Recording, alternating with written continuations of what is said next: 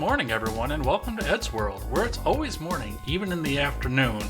I've got a special guest over here today, but I planned out a special surprise for him before the reveal, so let me get rid of this music and throw on some different music here before I click that button that shows us who this guy is. Are you ready? Here we go.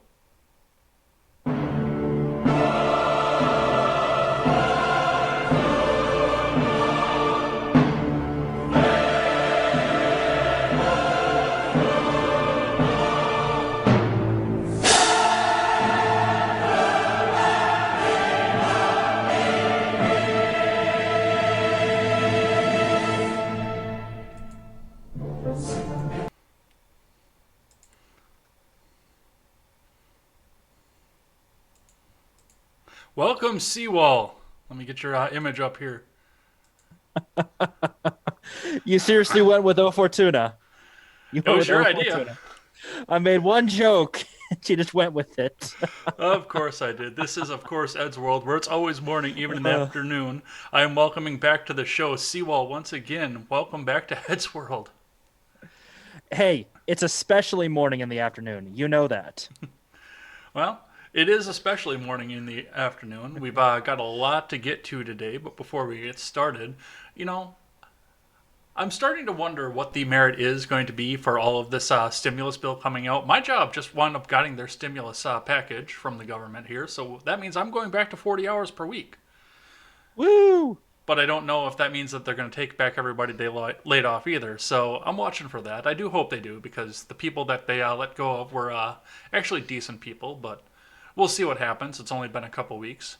I like the kid that from my department that they let go of, but we'll see what happens there. Do you know any small businesses that are dealing with that?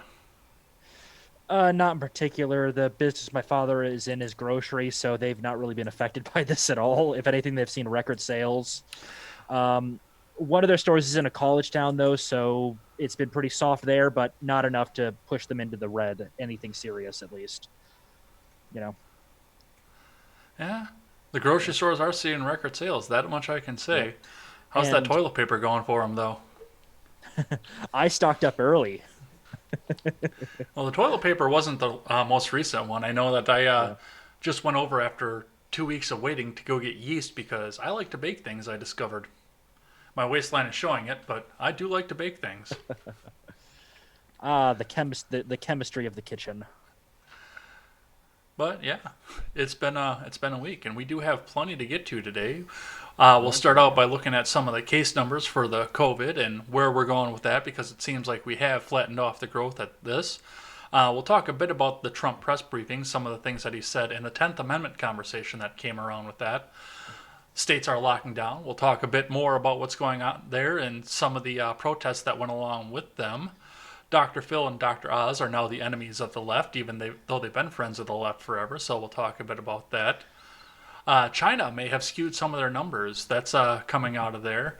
And the small business fund from the stimulus has run out. We'll talk a bit about that, and that's just going to be for the COVID side. In addition, we've got 2020 coming up here, and we'll look at some of the approval numbers and the betting odds coming in. Obama, Warren, and Sanders have all thrown their support behind the former vice president, and I've actually got all 3 videos from that queued up so we can watch those a little bit later on. And of course, Tara Reade has now filed charges officially for the assault from 1993. China may be testing their nuclear arsenal, and some naval exercises may have erupted out in the eastern hemisphere rather. So we'll talk a bit about what's going on over there. And breaking news today: oil prices rather, have dropped below 0 per barrel. So we'll talk a bit about what happened in the U.S. Only. Around the world it did crash, but not nearly that hard. So we'll talk a bit about the reasons for why that is. It's going to be all of that and more over on Ed's World. Before we get started, go and check us out over at freedomscoop.com. Freedom Scoop is going to be your one-stop shop for all of your news and commentary, and we've got a wide array of different commentators with different political backgrounds as well. We've got the generational gap, and there's 2 different political backgrounds right there in and of themselves. Stephen Ignoramus, Wyatt Birkenhoff. We now host Freckles and Brits, so go and check them out over there. And myself, the 10th Amendment Absolutist, that's out over there. Go and check us out there. We are streaming live right now to YouTube, DLive, Twitch, Periscope, and Facebook. So check us out. And if you're on Facebook, go ahead and get into the YouTube, DLive, or Twitch link so you can get into the live chat because we'd love to hear from you. And if you can't catch us live, you can always catch us out on demand on YouTube or over on bitshoot.com, or you can catch us on the audio platforms, iTunes, Google Play, and Stitcher. Remember, if you're over on iTunes, leave us that 5-star rating and a good review. That will always help us move up the charts and beat Apple's algorithms. So, after the lengthy introduction, you've been here a couple times, but CWal, tell us a bit about yourself. I'm just your garden variety lurker, guy that hangs out in the server and in the chat over here. I usually roll up my half track and cause a little bit of chaos in the chat rooms. All kinds of chaos here, and yeah, of course, there's not much there, but it seems you've recently become a basement dweller as well. Hey, this isn't a basement. It's a guest room above a garage, technically speaking. To keep a long story short, I, after 2 weeks of isolation, relocated to my parents' place, so the family's all back together during this trying time. No one's showing any symptoms, so That's probably a good thing, but you have been on both sides of the alternative media, both participating in shows like this and shows over on the Deplorable Batcave, but also you're a pretty avid watcher of alternative media as well. So tell us a bit how you got into that realm of the world. well, to be honest, it probably started with Sargon, who was probably kind of the gatekeeper for a lot of people. You know, he was the gateway for a lot of people to kind of get into the alternative media. I watched him during the Gamergate era, him, Mundane Matt, a couple of the other guys that cropped up. And then eventually I just kind of spun off from that. I still watch Sargon stuff because he's gone a bit better with the political commentating in more recent days. He kind of dropped the cringiness. um, and but I keep up with Matt Christensen, not his live stuff as much as anymore, but I do watch his pre-recorded. I keep up with Gen Gap, you to an extent, some of the Freedom Scoop guys here and there, but not too much. I hang out in pretty much all your guys' servers, so Mr. Ignoramus, I will pop my head into his chance from time to time. Have you done his show before? I've popped up on one of his call-ins Ah. once or twice, and we've kind of chatted about things. I bet you that'd be a great interview. I bet you I should have him reach out to you at some point. Oh, oh, you don't want to. I was the one who released the docs of him and the Hugo boss. Oh, nice. I haven't seen that one yet. I'll have to look into that. Check his little Mon meme chat room. He said, "Hey, just release it. We were just having some fun after his Nazi episode." So. Well, after the lengthy introduction here, let's go and check in with the live chat here, see who's hanging out before we get up on into the news. Looks like we've got Sergeant Peterson is waving to you over there on the D Live. So thanks for checking us out over there. I accidentally left my tablet away from my desk, unfortunately, so I'm not going to be able to pop the chest tonight. Usually I'll do that on Ed's World night, but we'll have the empty chair meme if I go run and try and find it. It was just about dead, and I plugged it in to charge it and forgot to go get it before we went over. And I might switch over to it on my phone too. I could possibly do that. Yep. Looks like we've got Kenzie Redwolf over here too. Good vibes coming in. So we will check back in with you guys in just a little bit after we get through the first topic. And it's going to be a little while, so talk amongst yourselves. And we do take questions in between topics. So we will go ahead and check that out. But first, we're going to talk about the COVID. Are you all ready for that? Apparently you've got your mask on, so I'm sure you are all ready for that. Well, not only that, but I think I've shown some of the safety gear I've got with me that I packed in. Nice. Yellow suit. I got gloves. I've got whatever I need to kind of lock myself down if I need to. Well, we may not need to lock ourselves down for very much longer here. It looks like we are watching a flattening off on everything here. I'm reading from worldometers.com. Right now, we are currently looking at a total of 2,478,406 cases, and that hasn't gone up very much. At least it's gone up numerically a lot, but definitely not going up as fast as it has been. I mean, if we were looking at some of the numbers that we were looking at before, we'd be looking at probably almost 4 million confirmed cases at this point here, but it seems to be leveling off. What do you got to say on the caseload total so far? Well, there's a theory that that Styx Hexenhammer has been kind of pushing around that basically the stuff already hit us a lot Mm. earlier, and it's just we're seeing the people that normally isolate finally get sick. Okay. That most of us have already been affected and we're either asymptomatic, because I think there was a study done. They said that actually, based on they took a random sampling of American citizens and tested them for the antibody for COVID-19. Hmm. They found so many that they're saying that the actual case numbers are somewhere 60 to 80 times higher than what we already have, which means the death rate of this thing is about 2 to 3 times that of the flu. Maybe even a little bit lower than that. I've heard numbers below Yeah. 0.1%. Yeah. And it's one of those things that, like, look, if it's close to the flu, at that point, can't we, lighten things up a little bit, please? I mean, obviously, tell people, hey, this thing's kind of nasty, and if you do catch it, there's a chance you'll be in hospital. So to avoid that, avoid unnecessary travel where you can. Get takeout rather than going in all the time for dinner. You know, just kind of the minor recommendations: wash your hands, wear masks, things of that nature. Or make stuff. I've been taking a lot of advantage of that in Yeah. weeks past. I made some apple cinnamon rolls that were to die for. And I'm not even furloughed. So I'm going to work every day and still doing all that Oh, stuff. same here. My job is unaffected by this. I just work from home now instead of going into the office. Oh, I still have to go to the office because I can't unload trucks from home. Well, you could try. It's only 5 miles away, but my arms still aren't that long, unfortunately. True. So it looks like that was the world case total number. It looks like the U.S. is looking at 791,625 cases. Looks like the new cases for the day, 26,989, which is no longer doubling at this point. Hmm. New deaths are up 1883 to 42,500 or 458, but there's been some fuckery of the numbers that came along with that too.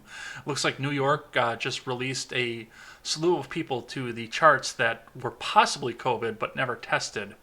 Did you see Yeah. any of the news on that one at all? Well, I haven't seen that news, but I have heard that there were cases of people that were like hit by trucks that were marked as COVID related deaths, and other ones that are like, they had an aneurysm and died, or they had a stroke and died. And yes, some of the time with people with pre existing conditions, the COVID is what triggered the final thing. And you could easily argue that without the COVID, they would have lived. But other things are like, guys, you need some more serious testing here. And the whole, I heard that also the numbers could be being padded a little bit because the CDC guidelines to the morgues are basically, if the person had contact with someone who tested positive with COVID and died, Hmm. you're supposed to mark it as a COVID death, or if you suspect it's a COVID death, you mark it as a COVID death, which a lot of morticians have gone. I have never gone that level of guesswork. This is reckless and stupid what they're telling us to do. Well, could some of that be from the money? And I know it's probably a Yeah, horrible thing to think yeah. about, but I know I'm that. sorry, but you got to be cynical about this. It's about the money. Hospitals get X dollars from the federal government for every COVID death. Mhm. So, of course, they're going to go by the guidelines. Well, I mean, it's the same thing with some of the business loans too. I'm sure that some businesses are going to be strapping and keeping themselves, and we'll talk a bit about that business fund later. But just trying to pad themselves up and hold themselves up for these next few weeks, just so they get that sweet forgivable loan. Even if after everything goes down, some of them might shut down after all this. But hey, if they keep everybody employed until then. Yeah. But yeah, you always got to follow the numbers, and they tried to do that with the Donald with the war on the chloroquine too. You notice you haven't heard anything about that anymore. Yeah, because it's being used widespread. Apparently, it's being used everywhere at this point. Obviously, in some cases it doesn't work, but Mm-hmm. welcome to medicine. There's no cure all there, but there are good medicines that work for a lot of people. Well, and a part of the problem with chloroquine that I found when I was looking into this here is, you know, they come out and they accuse the Donald of trying to say it was the miracle cure, it was going to get rid of the COVID. It's never been a cure for the viral load itself, and it doesn't reduce viral load. What it's been doing is been treating some of the nasty symptoms that people have been having, so they don't have to go Yeah. around coughing into their elbow, sniffling all the time, or wonder if their lungs are going to fill up with pink fluid if we take Tim Pool's description of everything else that went on. Yeah, well, what it does, it makes it so it's a combination of both your body fighting it off more efficiently, Hmm. because this is an anti-malaria medication, which is an antiviral medication. Hmm. I've got a feeling malaria is loosely related to the coronavirus family, or might even be part of that family, for the fact that it works so effectively. And people also forget Chloroquine was used during the SARS epidemic in China and Australia with massive success. And we know COVID-19, or as we should call it, the Wu flu, is related to SARS. They're in the same family. They're siblings, effectively. So, do you think that we are flattened down enough that we can start opening things up? Because we're going to talk a bit about that a little bit later, but as long as I've got the numbers up, I might as well ask the question. Look, as long as it's not accelerating anymore, and the fact that we're way below the projections, they said by now we should have already been at or above hospital capacity 2 weeks ago with lockdown procedures. Not only that, but we should have been at like 200,000 deaths or something crazy high like that. And they're saying now, maybe 60,000. So Well, we're creeping up on it at least because we're at 42,458. Yeah. Look, they've sent the estimates down several times at this point. It's like 68,000 right now or something like that is what they estimate the total death toll to be. And the thing is, the second wave rarely is deadlier than the first. So I do want to run down here to the China numbers because that's the one that everyone loves to talk about here. So currently, as of today, China boasts only 82,747 confirmed cases. That is up 12 from yesterday. And their total deaths is 4,632, and that is up 0 from yesterday. If I may paraphrase a very famous individual, don't trust China. China asshole. Where in this statement is there a lie? Yeah. I know China's always scared me on the military front. You and I have argued about that numerous times because you don't think that they would do it the way that I think that they would do it, but Okay, what do you think? Just to quickly go on that tangent, what do you think they would do? on a world war Yeah, in a world war. with a billion people that they don't care about, that's a Zerg rush. Yeah. Here's the problem: the Germans tried the Blitzkrieg, which is a form of the Zerg Rush. It ground to a halt. Yeah, but China's got more people than Germany did. It wasn't a people problem in Germany. It was a supply problem. China is notoriously bad at logistics. All you have to do is blow up the rail lines because they don't use aircraft logistics at all. China is like 1970s or earlier logistical tactics. They're ancient. All you do is blow up the primary rail lines for China. Their troops will starve out inside of 2 weeks. Well, given the fact that now we're saying that yes, we could possibly open this back up, and we accept the fact that China's numbers are nowhere near accurate here, let's talk a bit about some of the things that have been going on. Now, first off, politicians have rolled out what they call a bipartisan bill to try and open up parts of the economy. That is breaking today, so I don't have any news stories on this currently, but this stems from the fact that Donald Trump, in a press briefing on Tuesday, stated definitively the fact that he has the absolute authority to open the economy back up. And for the first time, and possibly ever, progressive Democrats in the country discovered what the 10th Amendment was. Well, the problem is there's a kernel of truth in that. Okay. Trump can make the lives of the governors so nightmarish they will bow to him because the states gave up a lot of the 10th Amendment because the president has the power of the purse. He can say, "Okay, we're pulling your federal funding until you listen to me." Well, technically the House does, but well, the president has certain abilities to screw with that. Not only that, but let's say a state keeps lockdown and other states agree with Trump saying, "Okay, we're opening back up." Those states are going to start protesting. Local police are not nearly enough to stop those protests, so they deploy the National Guard. Trump has the ability to tell the National Guard, "No, fuck off and go back to your little forts and don't leave without my permission." He can nationalize the National Guard. And do you think any general of a state National Guard is going to be stupid enough when he's seeing mass protests, the entire nation against his governor of a state? Do you think he's going to really listen to his governor and not go, "I'm listening to the president. Fuck you, governor. Good luck." Good luck. Well, we are seeing some mass protests to this, but again, on Wednesday, asked again, the president doubled down on the fact that he does have the absolute authority to open the economy back up. Which it doesn't seem that he does. He just has tools at his disposal to. Yeah, it's the standard Trump big. It's the standard Trump big ask. Yeah, we've seen this before with him. He's always been this larger than life, shock and awe politics. That's what he is. Hmm. And part of shock and awe politics sometimes is over not overplaying, but boasting your hand. He's got a good hand. Yeah. We all know this. He's got a damn good hand. He's got a lot of tools. Not only that, he's got the Justice Department who could sue the shit out of those governors under First Amendment violations, potentially Fourth Amendment violations. Yeah, and it does appear that it's not just the Justice Department doing it. It looks like we'll talk a bit once again once we get back into the protests here. It looks like Governor Whitmer does have a few lawsuits that are coming up the chain going after her for the same thing. Exactly. And you don't think the federal government's not going to back some of those ones that already exist and turn it into a massive class action suit? Then there's also the recalls. You don't think Trump could signal boost a recall election hard enough to get somebody thrown out of office? It's definitely possible, but Look, it's one of those things of guys. Yes, Trump, legally speaking, can't just snap his fingers and say, open your doors. But what he can do is say, hey, yo, open your doors or else.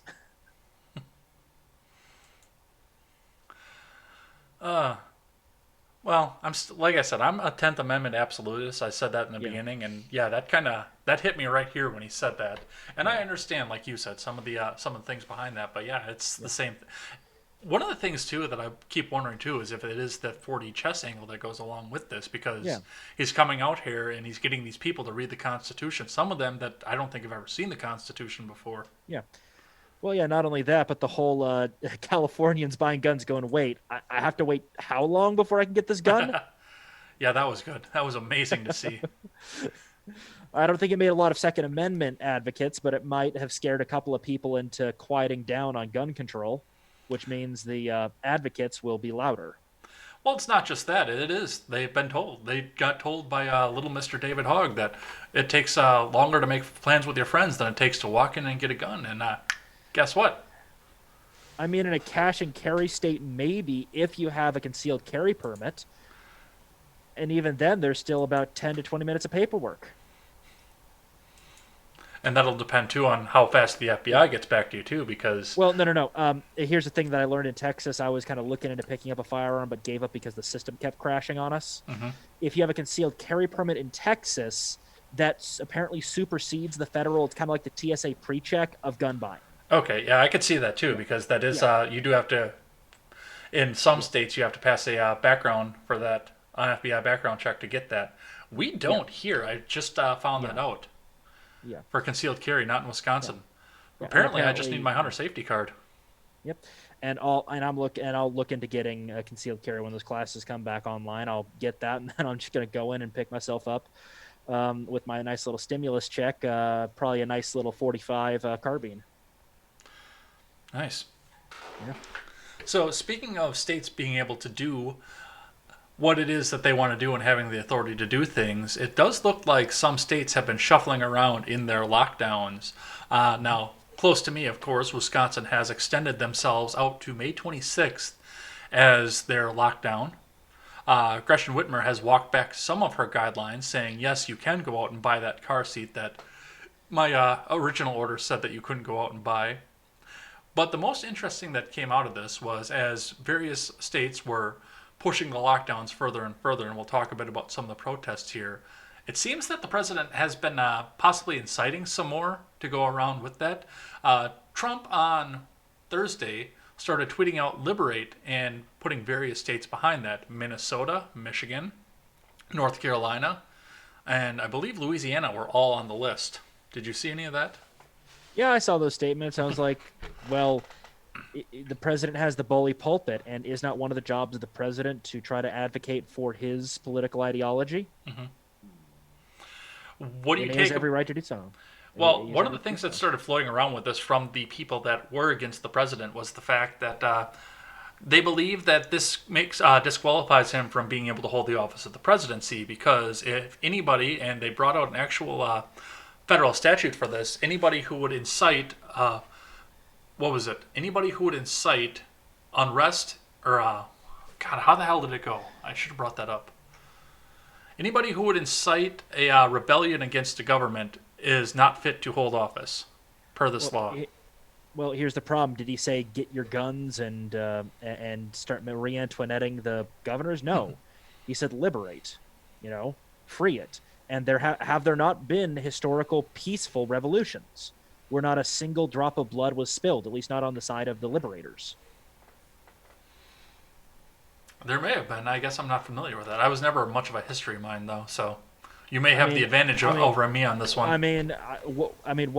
India is a famous example. Obviously, it wasn't as bloodless as people want to claim it was, and they say that the causing of the blood was only one sided. There definitely was, but the thing is, the movement that is credited with it is Gandhi's movement. Gandhi's very famous for his basically social, what was it, what was it, civil disobedience, his hunger strikes, and his peaceful methods of trying to resolve the situation. Civil disobedience, I like that. Have you practiced civil disobedience today? Now I'm sitting at home because I have nothing better to do with my time, and Texas is already planning on opening up. They're starting to plan to open up first or second week of May. So, what am I disobeying? Am I going to disobey the guy saying, "Hey, we're going to open up when you want us to open up"? We will stay closed, God damn it. Well, yeah, it's kind of a well. Now I don't want to. Now I don't want to. Besides, I already socially isolate. I'm a nerd. I don't go outdoors. I take offense to that because I don't socially isolate. I do go outdoors. Then And you're not a very good nerd. I'm taking away your nerd card. I don't know about that because, I thought for a second that once I got a girlfriend, I would stop debating Star Trek versus Star Wars online with people, and nope, still do that.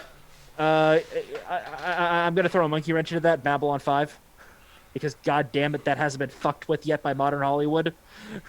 Give it time. It's a cult classic. No, who knows about it except for guys like us? It wasn't that super popular of a series. I can write a letter to J.J. Abrams. Don't you dare! Leave me this one. Well, technically it's one of two because there's also Farscape, but good luck Hollywood trying to redo Farscape. It is out there, man. Could they not do what's the other one? I can think of the remake that they did, Caprica. I cannot think of the name of the original series. Battlestar, that's the one. Battlestar Galactica, yeah. That one was kind of ruined by just, being melodramatic as fuck in the 2000s. Back onto what we. So you don't think that the liberation tweets do violate or would be any sort of incitement or riot? No, is he specifically saying burn the state down? Is he specifically saying the problem is he's using one word, liberate, and that means to free, quite literally. Yes, you could argue that when people call for liberation, it can lead to bloody violence, but oftentimes there's other rhetoric along with it. Okay. You don't just hear liberate, liberate, liberate, then the head comes off. They start hearing people yell off with their head. Get the guillotine. Yeah. Also, hey, left wingers, wasn't it one of your congressional hopefuls that used the guillotine as their political symbol? I remember that, and I can't remember which one it was. It was one of the AOC clones. Oh. She didn't. Fun fact: she didn't make it to the primaries. Wait, there's more than one of her? Well, you know how there's the squad? Well, Yeah. there's basically another generation that's trying to join the squad, and I call them AOC clones because they're basically nondescript, quote unquote, women of color. That. Oh, you just dashed my dreams to hell. I was thinking the ultimate three-way there for a second. Bro, you don't want to touch that. You do not know where that's been.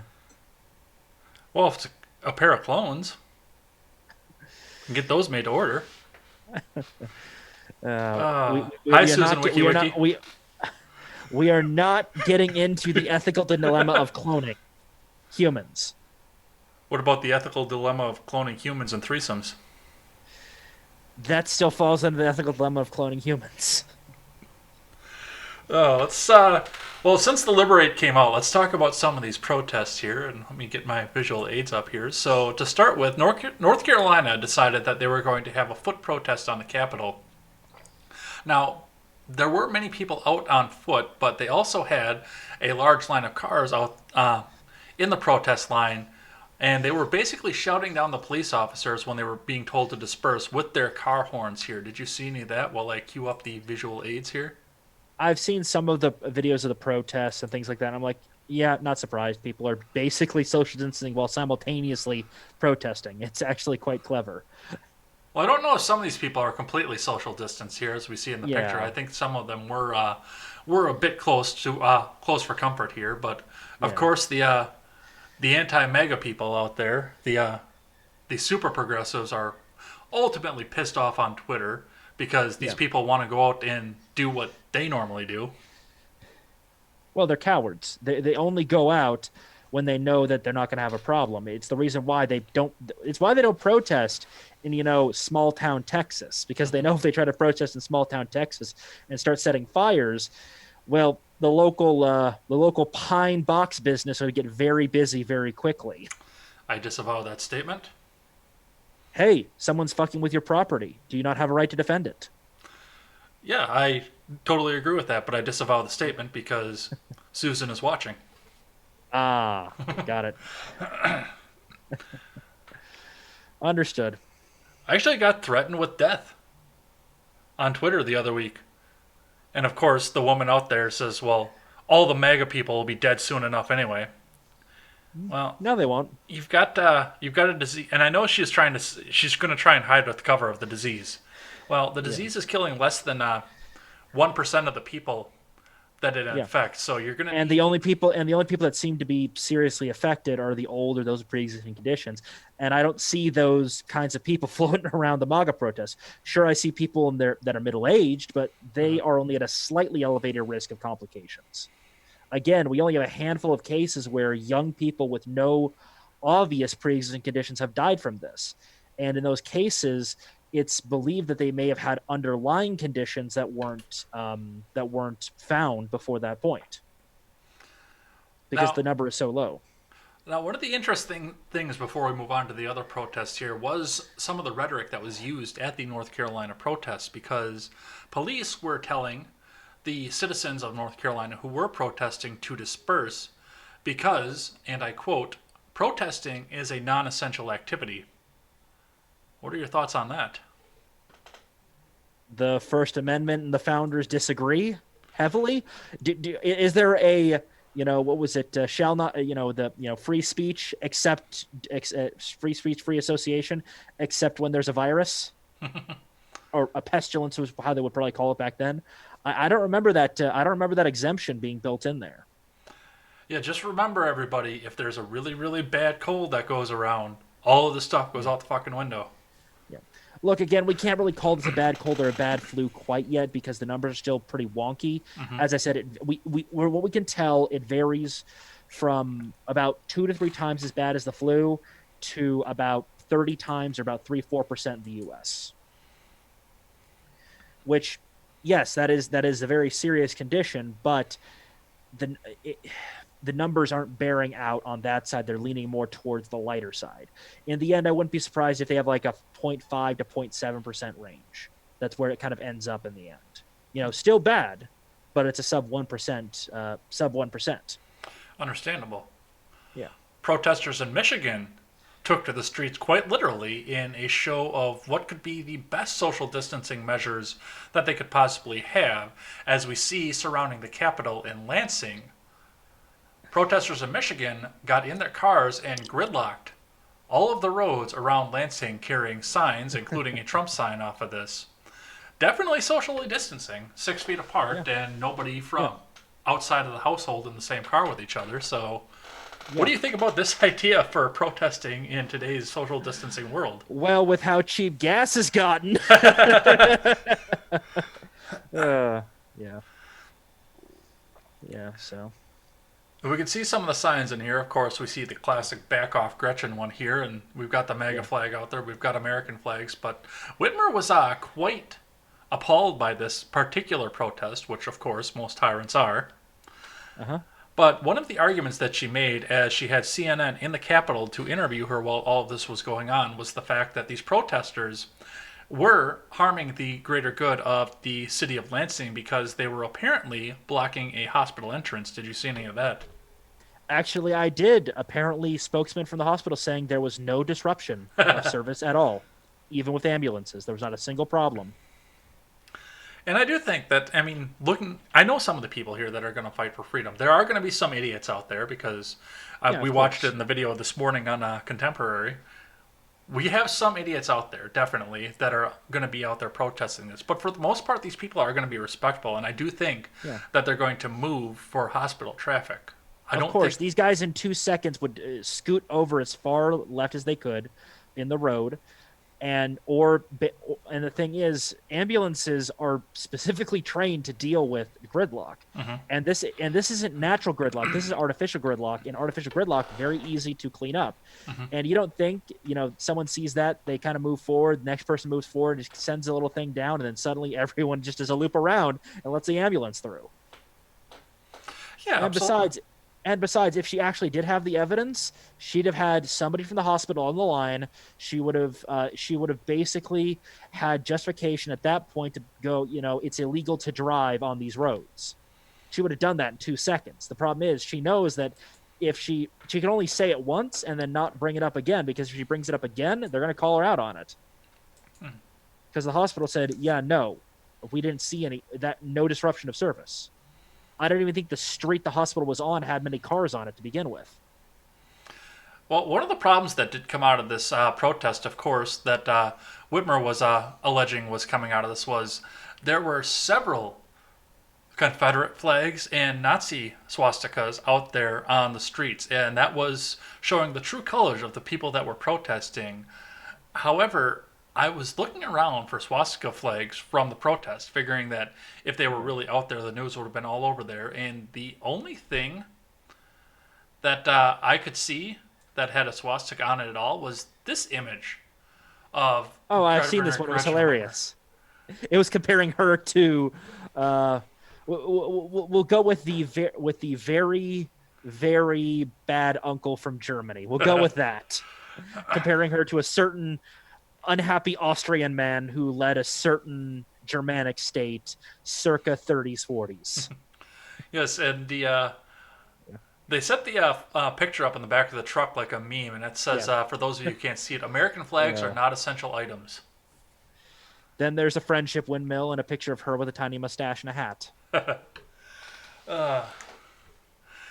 I mean, we're getting to the point where if the shoe does fit, she's been very dictatorial out of all of this. One of the things I've noticed from all of this, I don't know if you've seen, because I don't know anything about Gavin Newsom. I think he's first term as well, but around here, all the people that are being protested right now and that are being extremely draconian with all this have all been governors for like 5 seconds. Exactly. There were a lot of the Democratic governors that came in on moderate platforms, Hmm. and then they're showing their true colors. Look, this shit is not going to be forgotten easily come the next election cycle, come this election cycle. I wouldn't be surprised if a couple of governorships flip red, a couple of state governments flip red, because remember, Trump's on the ballot and Trump's got a really powerful down ballot effect. That he does. Yeah. I know that there was a reason to believe, and I've bitched about this to no end, of the fact that Bernie stayed in specifically to try and to get some of that down ballot effect, and I think he won. During the primaries, he stayed in because Justice Dan Kelly, who was appointed by Scott Walker here in Wisconsin, Yeah. was up against a high-powered Madison progressive for a Supreme Court justice seat, Yeah. and she wound up winning. Was it a tight race or a pretty far race? It was a very, very tight race right up until the end when suddenly a packet of absentee ballots big enough to get her over the 1% threshold got her over. I think that should be investigated. Just saying. I may or may not have somebody on that already because that's pretty much the exact same story as we heard from the Well, governor's yeah. race last year. Well, imagine if it is actually proven that that was, ballot harvesting, and Hmm. it's at that point she's going to have to resign. She cannot be on the ballot, and you could put the most moderate Democrat that everyone loves, 100% approval, versus a Republican everyone hates. The Republican would still win that fight because there'd be so much hatred for the D. Hmm. So yeah. Yeah. I've seen some of the women that run around Madison, and there is a little bit of hatred for the D on that. But that's a different story. That's a different D we're talking about. So these protests, like I said, they've been social distancing, and they are. I mean, they've been told that they're non-essential, but they're peaceful. They're not going out Yeah. causing any crime, harm, or anything else. It's not like an At Antifa most, they're rally. causing gridlock in a city that's shut down. So, I mean, congratulations, you gridlocked a city that was already shut down. Well, yeah, I mean, you're not supposed to be able to go over to your friend's house or Yeah. go to a go to your second home if you're in Michigan, or Yeah. go out and Or, buy seed crop. yeah. But don't you dare shut down the weed dispensary. Don't you dare do it. Also, buy lotto tickets, bigot, and you better be smashing that liquor. Well, in Wisconsin here, we are coming on and we are carrying on the same tradition because on Friday there is a protest scheduled for the Capitol over in Madison, and I believe there's already been one. I've heard some people talking about it, but it wasn't officially organized. But the recall petitions for Evers have already started making their rounds as well. I've seen no less than 10 of them already. You think it'll be enough signatures to force a recall election? Well, the one was climbing up pretty fast and they shut it down, and I still have not found out why they shut it down. But we need to have a quarter of the votes that the incumbent got to win, which would get us. We would require 331,000 signatures.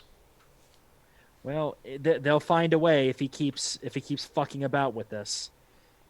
Well, Scott Walker was really popular in the state for a while, and they found a way to get enough signatures to get him recalled, and then he won it by a Exactly. wider margin afterwards.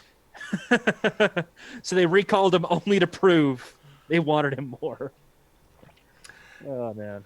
And I think he would still be the governor if he hadn't run for president, Yeah. because he kind of stuck his foot in his mouth on the campaign trail, and Yeah. I think that ended it. Yeah, we're going to build a wall with Canada too. Well, okay, we're not seeing the same problems from Canada. I'm pretty sure that's what ended his political career right then and there. Yeah. Oh god. Look, he could have said open borders with Canada. Do you know what most Americans, even the nationalists, would say? What's that? Why? I mean, isn't the border with Canada already open? Can't we just cross the border with just a driver's license and a how do you do, neighbor? I think they just changed that, but it was like really, really recently. Plus, Canada's got everything shut down right now. But yeah, I Yeah. think within the last 5 years, they actually did require a passport now. But passport's not that hard to get a hold of, to be Yeah. honest. But yeah, you're right. That was really, really recently that they changed Yeah. that. And also, why was it changed? Who changed it and for what reason? Was it us on our side or was it them on their side? I think it was a little of both. Okay, I mean, I find it kind of odd because there's not really much of a problem between the U.S. and Canada. Have you heard any of the news surrounding Dr. Phil and Dr. Oz? Yes, Dr. Oz giving his general medical opinion. Guys, calm the fuck down. He's giving some general medical opinion combined with some economic opinions. We'll read from CNN here briefly. Fox News keeps inviting TV doctors on air who say crazy things. From Oliver Darcy. Fox News has displayed a knack in recent weeks for inviting prominent television doctors on its air who make absurd comments that ignite controversy. Since the arrival of the coronavirus pandemic, the conservative network has hosted Dr. Mehmet Oz, Dr. Drew Pinsky, and Dr. Phil McGraw on its programs. While the three household names have had success in daytime television, each of them has previously faced serious criticism from medical professionals. Moreover, none of them are infectious disease experts.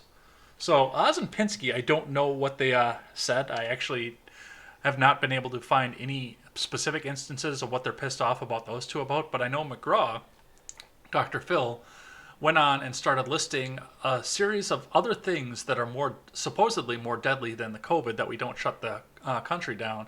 And one of the biggest problems that they've had with that is that he far overestimated the number of people that drown in swimming pools. So, take it But away. was he not? But he was, if I remember right, he was in the ballpark for the other one. So he got one stat wrong. And not only that, he was also heavily talking about the psychological effects of this thing. And last time I checked, he had a PhD in psychology. You could argue that maybe he's not the best psychologist the world has ever seen, but he was in his area of expertise. They're not arguing that. You're arguing you're using the wrong argument, guys. He specifically he was talking about kind of the general absurdity from a layman's position of we don't shut the nation down for XYZ reasons. But on the other side, he was also saying, look, we also have a serious psychological effect of this thing. And if we keep going down this road, we're probably going to start seeing dropping dead from that because they're going to start killing themselves. Or you're probably going to see, potentially elements of more incidents of domestic violence potentially crop up. Too, I don't know if you mentioned that, but I wouldn't be surprised if that starts cropping up.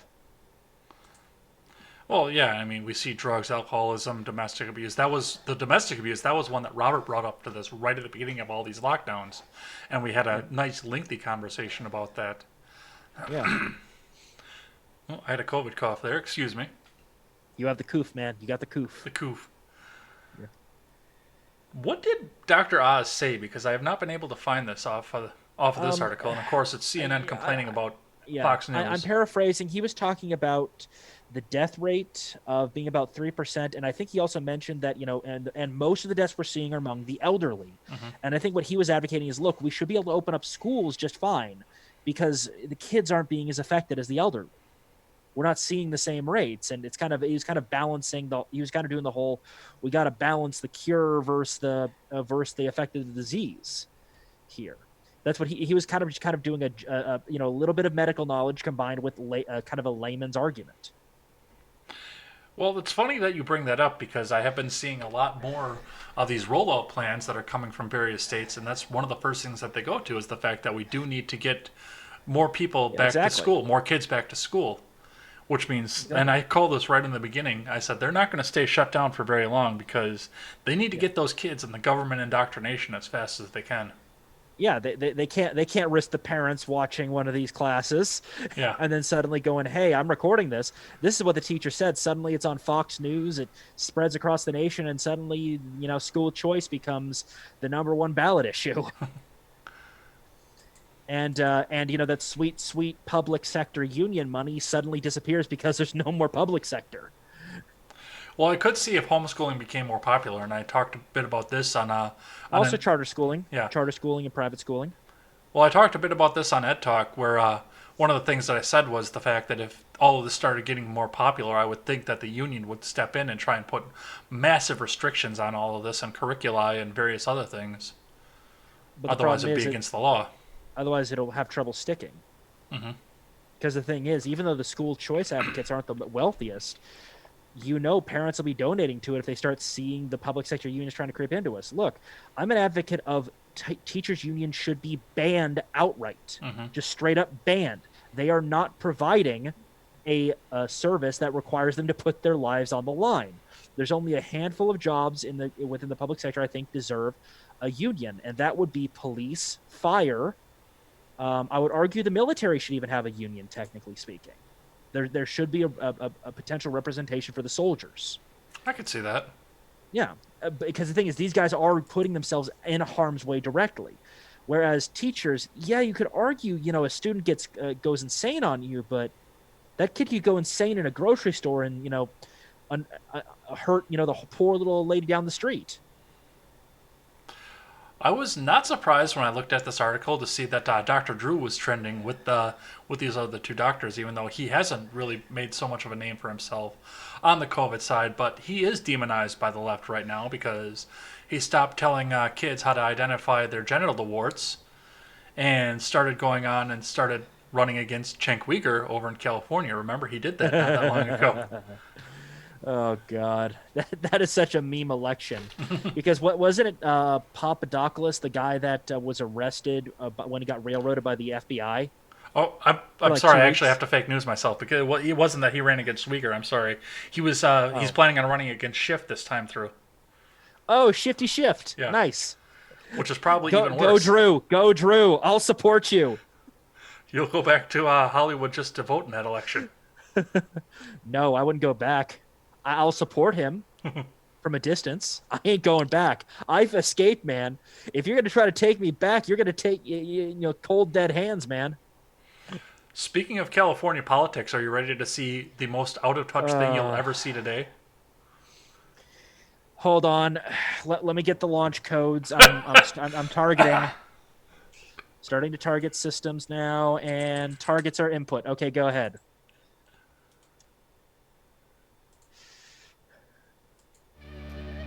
Welcome back. We're here with House Speaker Nancy Oh Pelosi. God, And we've asked this. her to share something I've already seen. from I've her already home seen this. for a little Some of late our Great audience might job, not know Maria.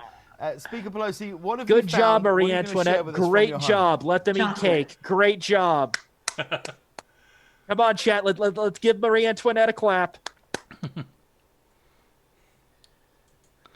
Really? Chocolate. Also, do you know how much those Chocolate, fridges chocolate apparently can- cost? I believe that they said that's like a $27,000 freezer. Yeah, my car didn't cost that much for one of them.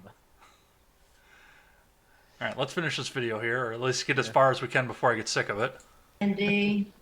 It's Pelosi. It's gonna Oh, be pretty wow. quick. And this is something you can get through the mail. Okay. Never run out. Can I show Show me. you? Yeah, absolutely. This is the episode of Cribs I never knew I needed. God, this is the epitome of Oh, hello, my. fellow teenagers, or Wow. hello, fellow Other kids. people in our family go for some other flavors, but chocolate, and then we have some other chocolate God. here. See, Yes. I've always felt a connection with you, and now I understand why. Those are like Since $20 you've been, a pint ice creams, by the way. Yeah, that's what some people were saying. It's like 13 Well, the bucks a gelato's pint. closer. Yeah. The gelato's like 18, like $8, but you know, it's gelato. Gelato's always pricier than ice cream.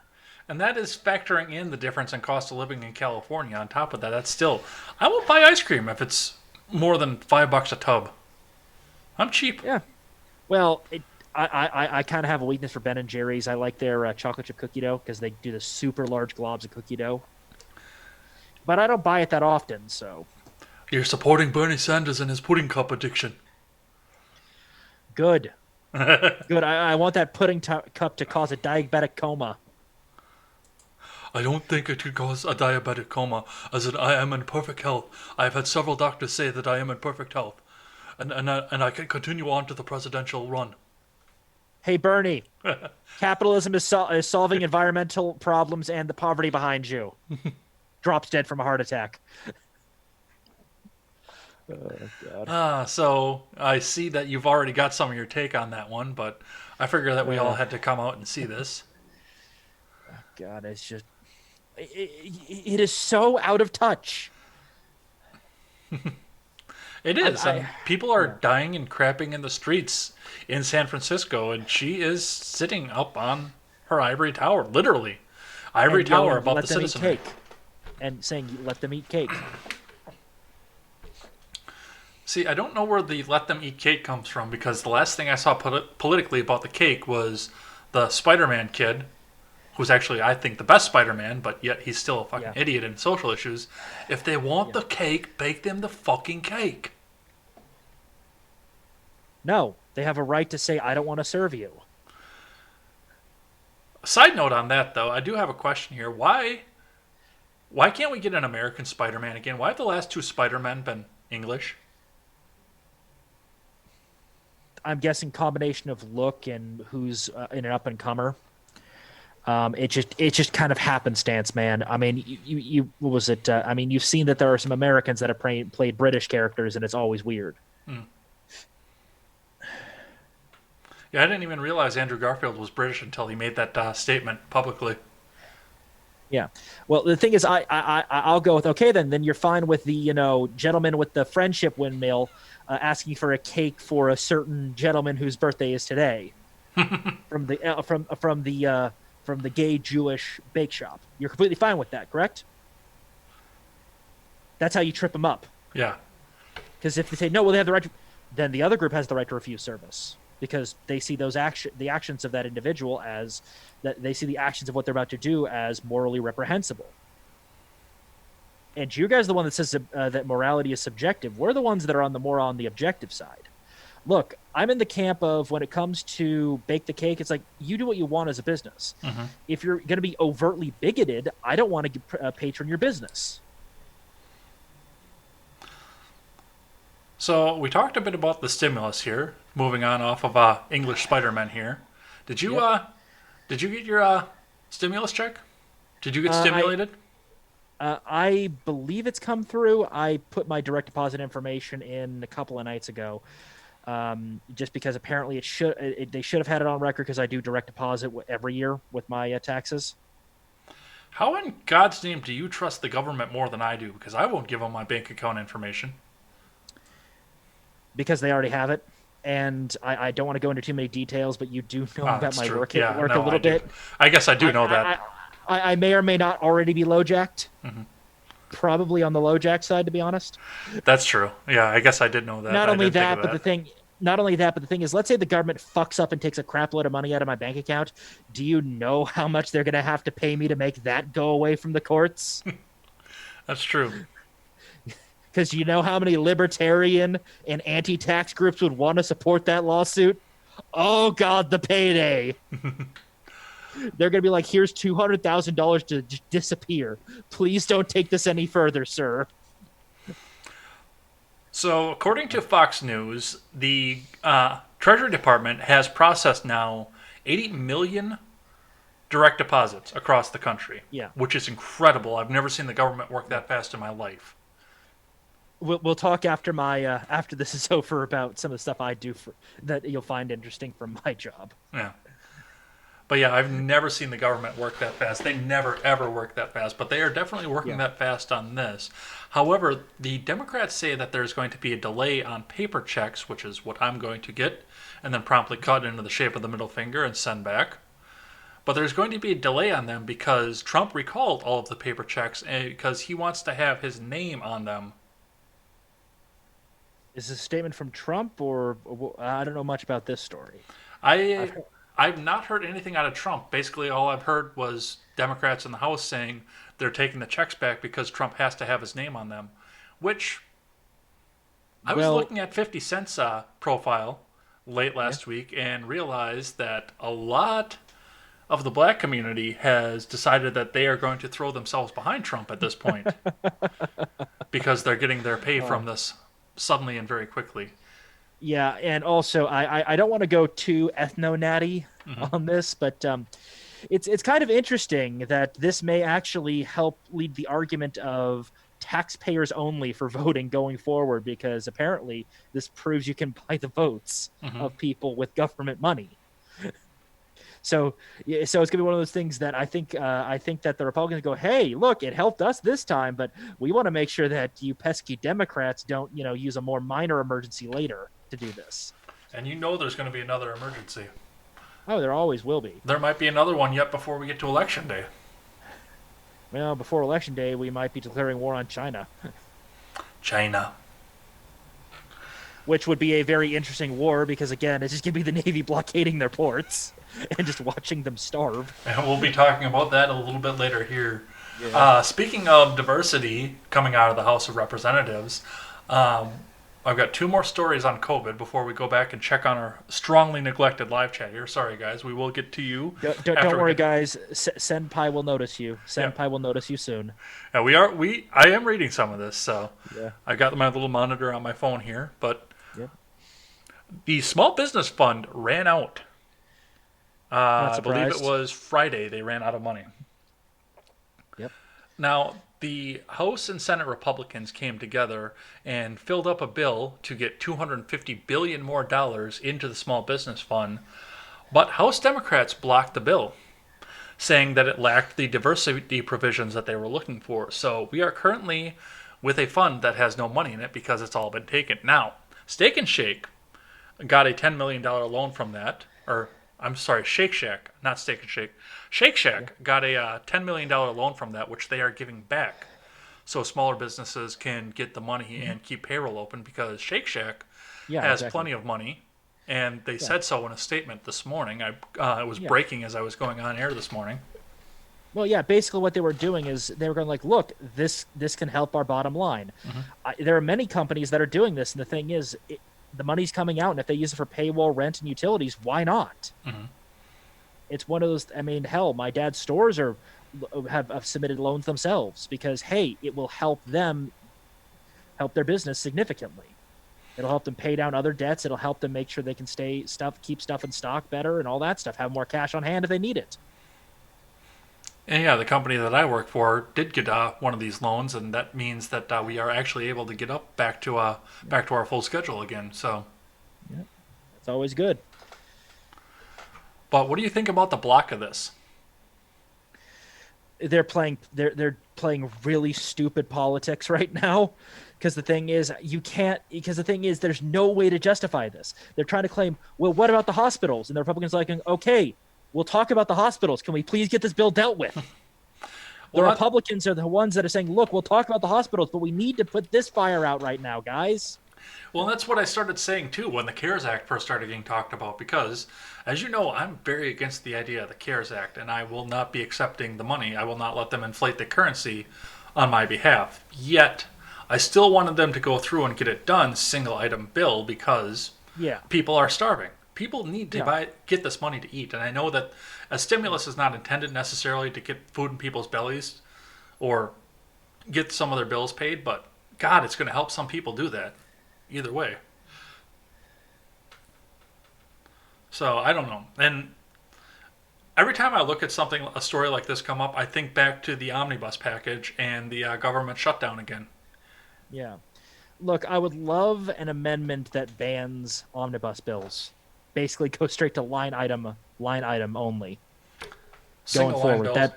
bills. Single line bills that everything has to relate to the core tenet of the bill, stuff like that. Or a budget. Yep. We haven't had a Balanced budget budget since Obama was in office. The first Balanced time. budget. Yep. Balanced budget amendment would be amazing right now, you know? Basically, because the thing is, how I would write it is literally, you have a date to get this budget done by, it has to be balanced, and it has to be signed. Lock, stock, and barrel. And the money isn't the one you suspect you're going to get next year. It's the money you collected from last year's taxes. So literally, this is the money you have. You can't spend any more, with two exceptions: natural disasters, temporary debt spending for natural disasters, and the other one, active defensive war. Mm-hmm. Basically, it will only trigger for the U.S. military if war was declared on us. So basically, it forces the U.S. to go more isolationist with its military. I'm surprised to hear that from you. Yeah, I don't want my boys dying in some godforsaken desert overseas for someone else's oil. If we're going to do that, we better get the fucking oil. That's all Yeah. I'm saying. Oh, I could see that too. But yeah, it's... Yeah. Well, when's the last time we actually had a balanced budget in this country? Because I'm pretty sure Bill was in office at the time. Yeah, but remember, that was also remember, Bill wasn't the president at that time. That was Newt Gingrich. He was the one running the U.S. government. Yeah. Because Bill was a yes man. Everyone forgets that. He was the Republicans' yes man. Yeah, that he was. But yeah, they had a balanced budget there. They've had budgets since then, but they haven't been balanced. Yeah, exactly. So, Yeah. what do you think? What's the next step for these businesses at this point? Do we just tell them to suck it up and weather through? I know that we are starting to open things up, so... Hopefully a deal can get hammered out, or there is so much disgust and hatred thrown at the Democrats that basically enough Democrats balk and go traitor to their own party and decide with the Republicans and force it through, or they do something so monumentally stupid with it that it gives Trump a window to declare a national emergency and free up military funding for it. You think that they're trying to throw this election? I'm trying to find the strategy behind all of this. Look, and I can't. you know what I think it is? I think Trump. I think Trump called in his favors. I think he said, no, not his favors. I think Trump said, "Look, I've got all this fucking shit on you guys in my personal archive. If you do not do exactly as I say, I am releasing all of it, and you will not survive the night." All right, last story that I have off of this comes from Gavin Newsom's state, California. So, way back in the beginning of this, Elon Musk stepped up with his infinity dollars, which he apparently has, and said that he was going to provide masks and ventilators for California emergency services. And he projected that he was going to provide 50,000 masks and ventilators. I believe it was just ventilators to hospitals. Yeah. And Gavin Newsom came out and said that they never got there. And of course, the news media came out and said that when tried to be reached for comment, Elon Musk didn't provide a response.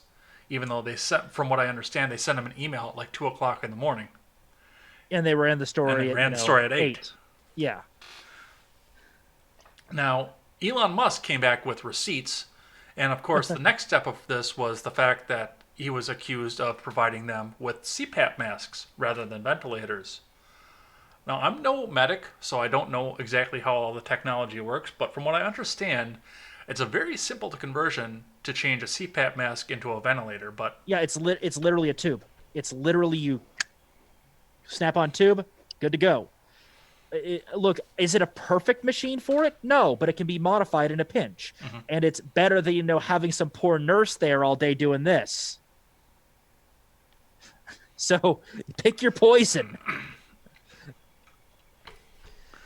But yeah, he came with receipts, and they tried to smack him down on this. And of course, hey, these all showed up, so what now, bitch? Yeah. Also, I love his little CNN quote. I was surprised to find CNN was still in business. Oh, you know what I would love to see? I would love to see Trump say, I am putting Elon Musk on the committee for reopening America. I just want to see it. Come on. Yeah, that would be a Go good for one. the I would love meme. that. Go for the meme. You've already got Rand Paul. I want Rand Paul Musk as the headliners on that team. Let's do it. The libertarian senator and the self-made billionaire. Let's do this.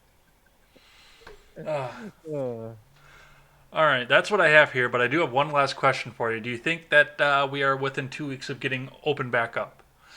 It depends on the state. I think certain states that are less affected will probably start opening up, at least partially. A week after that, you'll see a couple more states. Like Texas is pretty big and does have a couple of hot spots. So you'll see most of the areas that aren't affected open up, and then you'll see the areas that are more affected kind of work their way towards it. All right, let's see what the live chat's got to say here. Woodchuck is here. He says, yo. Kenzie says, hail at Sergeant. Nephilim Ninja says, asymptomatic mutation stopped Ebola. Makes sense that it happened here, at least theoretically. Yeah, it's highly theoretical. We're dealing with some really dodgy numbers right now just because it's moving so fast. We're in the middle of the pandemic. Woodchuck says, where I am hasn't changed much in the way of day-to-day activities, but we still have almost no cases. Wyatt is here. He says, yo to both of us. Howdy, Wyatt. Woodchuck says, walking the wrong way. Oh, that was when I said, what'd you do for civil disobedience today? Woodchuck says, walking the wrong way into Walmart has been my form of civil disobedience as of late.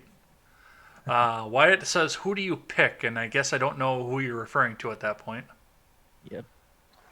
Nephilim Ninja says Gavin Newsom is first term. Yeah, all these governors have been in government for Whitmer's been in government longer, but I know that Evers was a school board director before he was the governor of Wisconsin. But yeah, they've all been in the governor's mansions for a total of 5 seconds each.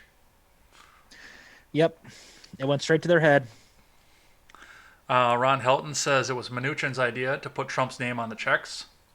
There's zero reason to start another war. How many wars do we need to be lied into before America pulls its head out of its ass? Nephilim Ninja says, I don't think our Navy will do as well as you think against a real advisory, which I think he means adversary. The U.S. Navy has been specifically training against the type of diesel electric submarine that the Chinese use. The Chinese do not have a blue water Navy. They have a brown water Navy. The U.S. Navy would have serious advantages due to our massive amounts of air assets. The Chinese submarines would have no chance of hiding and would be very quickly sunk. Yes, we may lose a few boats. But the thing is, the U.S. Navy is has far more tonnage than any other nation. The amount of the amount of ineptitude that we'd have to see on the U.S. Navy part would be so laughably bad that our Navy wouldn't be functioning currently. We'd have an aircraft carrier crashing its way into the Golden Gate Bridge by now if it was that inept. Ron Helton says all wars are bankers' wars. Nephilim Ninja says agreed, Ron. I don't think there's anyone who would get behind war right now. And Sergeant it all depends Peterson, on what information comes out about this. If it turns out this was a Chinese bioweapon that got out, unless the Chinese literally bow to every demand of the West, they're fucked. Sergeant Peterson says hail, and I think Nephilim Ninja thinks the show is over. No, we still got another hour to go, buddy. Yeah. But thanks for thanking us for a great show. We are halfway through it at this point. So I guess we got to go downhill from here. Yeah. I think, we better move into the next topic here before we lose him. Yeah, well, Nephilim Ninja, in every war, you lose people. There are casualties of war. That is unavoidable. Mhm. The question is, how many ships, and does it affect our overall capabilities? Not only that, but the U.S. isn't going alone. You're going to have support from multiple other navies. You're going to have support from the Japanese Self-Defense Force Navy, the Korean Navy, which will provide kind of general protection as well as just general interdiction in those areas because they're experts of those regions. They'll be supporting the U.S. Navy in hunting down the Chinese submarines.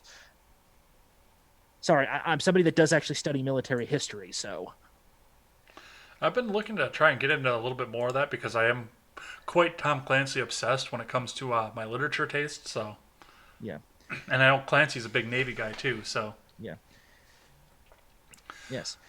Yeah. let's we'll circle back to the live chat here in a second. Here, let's talk 2020. So first thing is first, we're going to talk about the approval numbers and the betting odds that are going forward into this. Now, of course, the most accurate is the betting odds because Vegas doesn't like to lose money, but Yeah. the approval numbers have been an interesting story this week. So Trump's job approval rating dropped slightly during the COVID pandemic. He went up very, very high in the beginning, but he's now dropped slightly again. But CNN came out and quoted one specific poll saying that his approval rating has dropped to 43, whereas the aggregates say it is 246 at this point. Which is other than the initial spike, the highest point he's been. Mm-hmm. And if you No, he's slid back a little bit on the aggregate at this point because he was No, at no. 48 for a little bit. yeah, ignoring the 48 moments. Okay. That is the highest he's been in his presidency. He's higher than he was when he started, Mm-hmm. or just at it. And also, if you notice the trend, it's kind of like this dip down, and it's just been fighting its way back up this entire time. Mm-hmm. It's Oh, one of those things that absolutely. his floor keeps getting built up, guys. You know how dangerous that is? His floor is probably going to be like a 49 by the end of his presidency, which means he's getting reelected and going to be seen as a popular president when he's done. Mm-hmm. Oh, yeah, because, I mean, Barack Obama got reelected at, what was he, at 44 when he got reelected, or 45? 47. 47. They say 47? 47 is the magic number, but the thing is, we've had presidents with lower approval ratings because there hasn't been as much information in the past. Not only that, but the thing is, Obama had an okay-ish opponent in Romney. Mhm. Romney was decently in there for a while, but he kind of crapped the bed right at the end. Well, one of the other things that came along with that as well is the fact that Obama got to 47% job approval rating with the media kissing his ass for his entire Yeah. presidency. Whereas Trump has just had, the fucking sewer line spraying him this entire time, and it isn't sticking. He is the Teflon Don. He is, yeah. So it looks like the betting odds, I haven't looked so much into those. I actually was supposed to bring that up today before we got started here. Let me see what Real Clear Politics has to say, because they'll have it right up on the front page. I apologize if we lose a couple frames here when I do this. Well, it loads up because Real Politics is a huge draw on resources, so I don't usually keep it up while we go out here. So the RCP national average currently is Biden plus 5.8%, which I don't buy that entirely, but that's national. Yeah. Also, Betting wasn't odds, Hillary around the same point as well? yeah, I think she was a little bit higher than that. Betting Exactly. odds are 51.9% to Trump versus 44% to Biden. Yeah. Uh, I predicted trust the ele- betting odds. I trust Vegas a bit more in this case. Predicted electoral college votes are 183 to Biden and 125 to Trump. And this is the interesting one because Wisconsin shows Biden plus 2.7 in Wisconsin, plus 3.8 in Pennsylvania, plus 1.3 in North Carolina, and plus 0.2 in Florida. And we all know polls seem to skew slightly to the left, so I'm pretty sure that Trump has got it at this. Just Well, not based only on that, but the thing is, Biden has been forced to drag Bernie Sanders along with him, and the second he gets anywhere near Florida with Bernie Sanders, it's going to be a 99% Trump state. It's going to be ridiculous. Yeah, I would kind of love to see what some of these. I mean, the polls can be skewed and made inaccurate in various different ways, Yeah. but what's really going to matter is what happens at the ballot box, and Yeah. it's getting really, really hard to see. Like I keep saying, I think that the Democrats are throwing a Walter Mondale 2.0. Oh, for Well, yeah, that's why they're running Biden, because the thing is they can, after the fact, if they can't blame, Russian hacking or whatever they're going to claim at this time, or, they're probably going to go voter suppression because Trump is against the mail-in ballot thing, Mhm. because that just reeks of ballot harvesting. I mean, oh God, that reeks of ballot harvesting. So another stat that I've got down here that I think is quite interesting is political leaders and their favorable, unfavorable rating here. And Trump is at 43.4 according to the aggregate right now on RCP. Unfavorable, 51.6%. Pelosi, 36.7 favorable, 52.3 unfavorable. McConnell, 28.7 favorable to 45.3% unfavorable. And Schumer, 29.3% favorable to 43.7 unfavorable. Congress is really, really unpopular right now. Yeah. And the thing is, he's running against Biden and Congress. Yes, absolutely is. You are absolutely correct on that. So Hasn't every president who's been able to run against Congress won in a landslide or something ridiculous like that? yeah, I'm seeing numbers like Yeah. I'm sitting right now and seeing Minnesota go red for the first time in my lifetime. Yeah, because the thing is, look, there's also other factors, that are other X factors that we haven't counted for yet. I guarantee you, Trump has been talking with neurologists and psychiatrists saying, hey, how do I trigger someone with dementia? Trump is going to use several tactics to distract and confuse Biden on the debate stage. And if Biden has a senior moment and he goes, where am I? What's going Senior on? moment, I love that. Yeah. That's what they're called, aren't they? Yeah. Because the thing is, where am I? Who am I? What's going on? He's going to look like this scared little kid. And if Trump is really smart, he's going to go, hey, your name is Joe. Your name is Joe. My name is Donald. Everything's okay. Let's get you somewhere safe, okay? And be the one to lead him off stage. That will throw the election right then and there. Yeah. Well, one of the things we have to keep in mind though is with social distancing, I don't know if they're going to have an in-person debate. And that the DNC is going to try and avoid having any sort of debate at all. And here's the thing, if they do that, Trump is a master of media manipulation and spinning it. He's going to spin that into they're scared of me. Sleepy Joe Biden has gone cuckoo. They're hiding him somewhere. Where are you, Joe? If I'm such a bad, mean evil guy, you've got it. You've got this debate in the bag. Where are you? Well, we may not have faith in Joe Biden as the president, but it seems that everybody else who is still hanging on does have faith in the former vice president at this point here. Where do you want to go first? And I cut these down to length, so they're not going to be terribly long. I know Barack gave out a 12-minute video, but I got that down to 2. Actually, I stole The Guardian's, which was completely abbreviated. But pick your poison, Barack, Bernie, or Warren. Let's go with the has-been first. Okay, Barack, Bernie, or Warren. The has-been that can't talk without a teleprompter in front of him. You're not giving me any specifics here. I'm trying to pull the who are you? You killed my father. Do you have any idea how little that narrows it down? Yeah. Let's go with the man who's hanging out in Hawaii in his pineapple mansion. SpongeBob? No, Obama. Oh. He owns like a pineapple orchard or something on his or pineapple plantation on his house in Hawaii. All right, let's start with that one then. Yeah.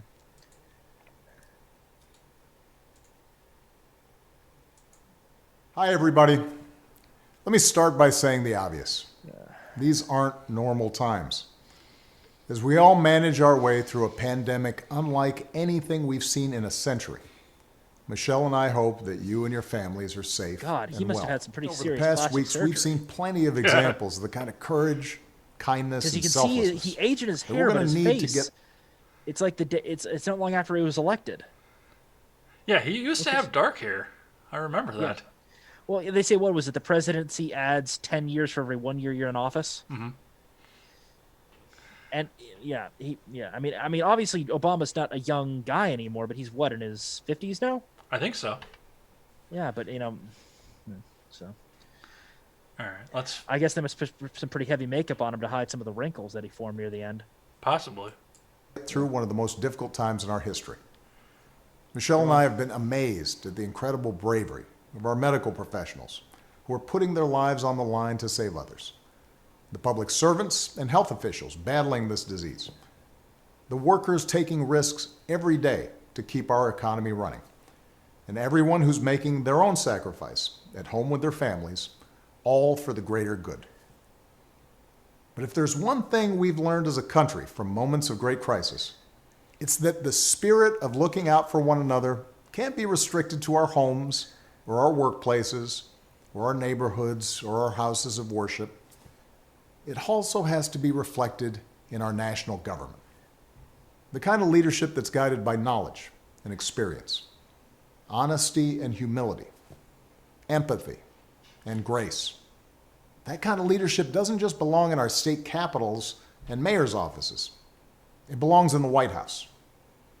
And that's why I'm so proud to endorse Joe Biden for President of the United States. Obama, where were you Choosing when the Joe health to be experts my- were telling you to lock the nation down over Ebola and swine flu and avian flu? Where the fuck were you then? Oh, we didn't hear anything about that because a cop shot an unarmed black kid. After he, reached through the cop's window, punched him, and went for his gun. You ever notice that every No. time a crisis came up, that seemed to be what happened over and over again? Yeah. And we had another protest? Interesting. Exactly. Interesting. Very interesting. Yeah, not only that, but don't forget that quote-unquote kid, I think he legally was an adult at the time, too. Mm-hmm. Michael Brown was, I think, 18 at the time. And he just did a strong-arm robbery. Yeah. And there was a bolo out for his arrest. It took Barack Obama almost 10 minutes to get to that because they cut so much out of it at the beginning there. Yeah. It took him 10 minutes to get to the fact that he was going to endorse Biden. And then, of course, now he's got another probably 30 seconds of why he endorses Biden. But that's a lot of bullshit there. Well, yeah, it's because he doesn't want to focus on Biden, and he's trying to attack Trump. And not only that, but look, you guys are trying to claim that Fauci and Trump aren't on the same page. There is disagreement, but it's not major. They are working together. They're a team. Mm-hmm. Not only that, but I guarantee you, there are other experts that are pushing back against Fauci in that room every day. Mm-hmm. Because Fauci is purely on the medical side of things. He doesn't account for the economic damage. He doesn't account for the psychological damage. I don't think he's got that much of a psych background. He's purely infectious disease. Yeah, and he's the head of that, too, so... Yeah, and I guarantee you, you've got an expert psychiatrist or an expert psychologist going like, you need to reopen soon or you're going to see riots in the streets. Then you got the economic guy going, look, a lot of people are about to go bankrupt and get thrown out of their homes. And that sure as hell ain't going to help social distancing. I wonder if it helps in San Francisco when people are out of their homes. The only thing that'll help San Francisco is what they did to stop the Great San Francisco Fire. Sometimes, All right. hint, nudge, nudge. It required a corps of artillery. All right, next one. Elizabeth Warren. Oh, Pocahontas, Yep, or is it Pocahontas? it is Pocahontas, unless you're Donald Trump.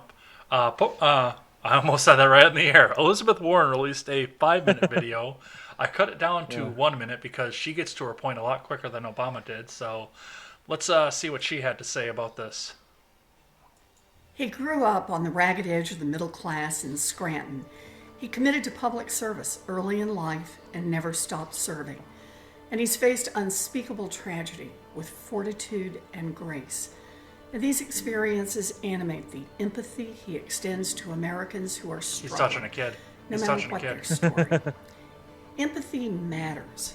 And in this moment Touching a of kid. crisis, it is more important than ever Or an adult, that the hard to next tell. president restores Americans' faith in good, effective government. Guys, Joe Biden are you has sure spent that's nearly such a his good entire idea? life in public Him service. touching people. He knows that a government run with integrity, competence, and heart will save lives and save livelihoods. And we can't afford to let Donald Trump continue to endanger She wants the a cabinet lives seat, and I guarantee it. She livelihoods wants a cabinet of seat. every American. And that's why I'm proud to endorse Joe Biden as President of the United States. That is the most blatantly obvious political ad that I've ever seen. Because Yeah. she's coming pretty much right out and saying, "Orange man bad, vote for Joe." What does Joe stand for?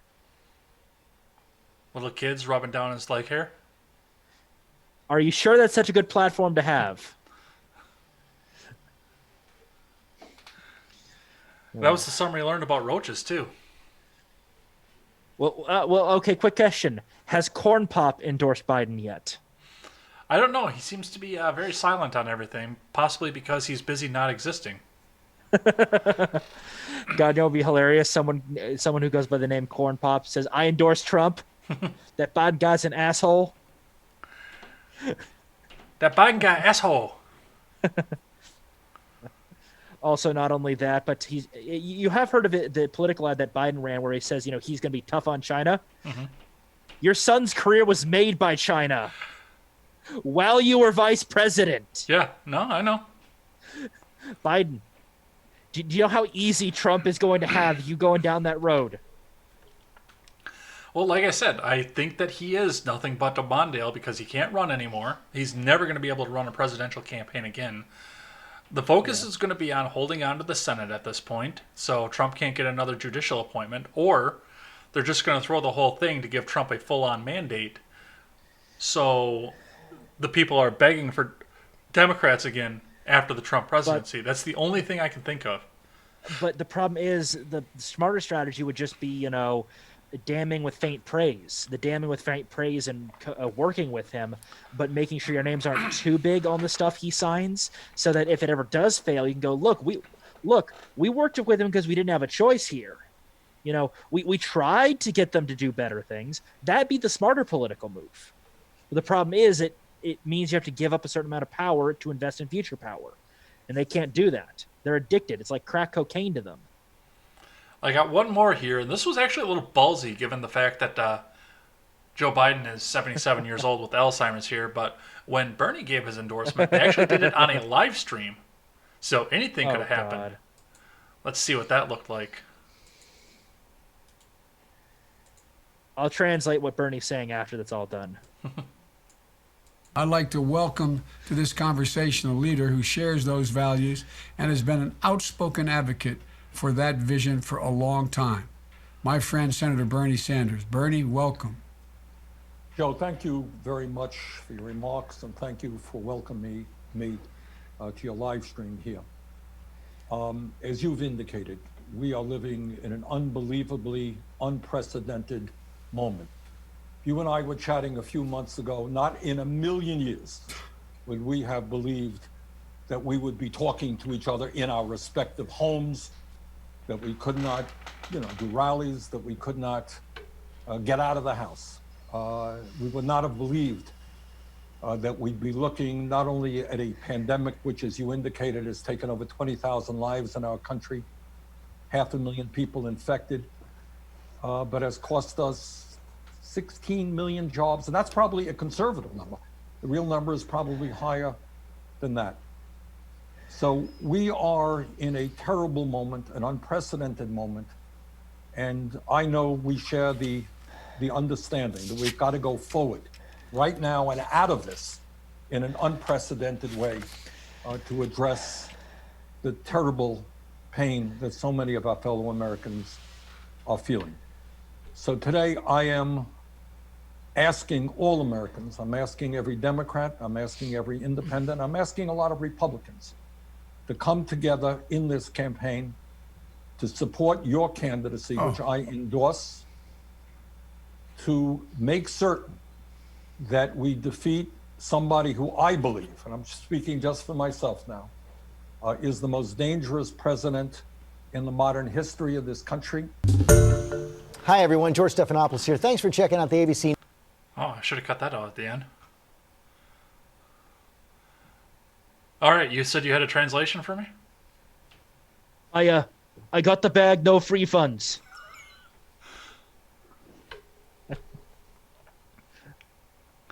I'm going to eat pudding now in my fourth home while driving around in my sports car.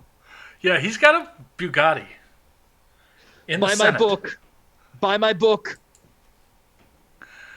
about how socialism is better than capitalism. Never in a million years did I think that we would be sitting here, and I want to endorse you. Biden, I would like to thank you for the generous donation to my fifth house fund. Well, the fifth house fund is going to be another book, so...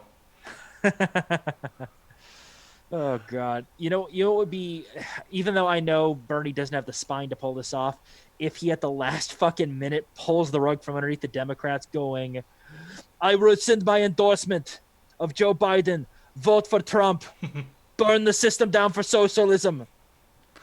And that could be what they're trying to... I can't put my finger on what they're trying to do with this, because, I mean, the guy can't string a sentence together, and yet he is the nominee for the highest office in the land. But here's the thing that I'm going with the whole. You're saying they're trying to get people to beg for Trump.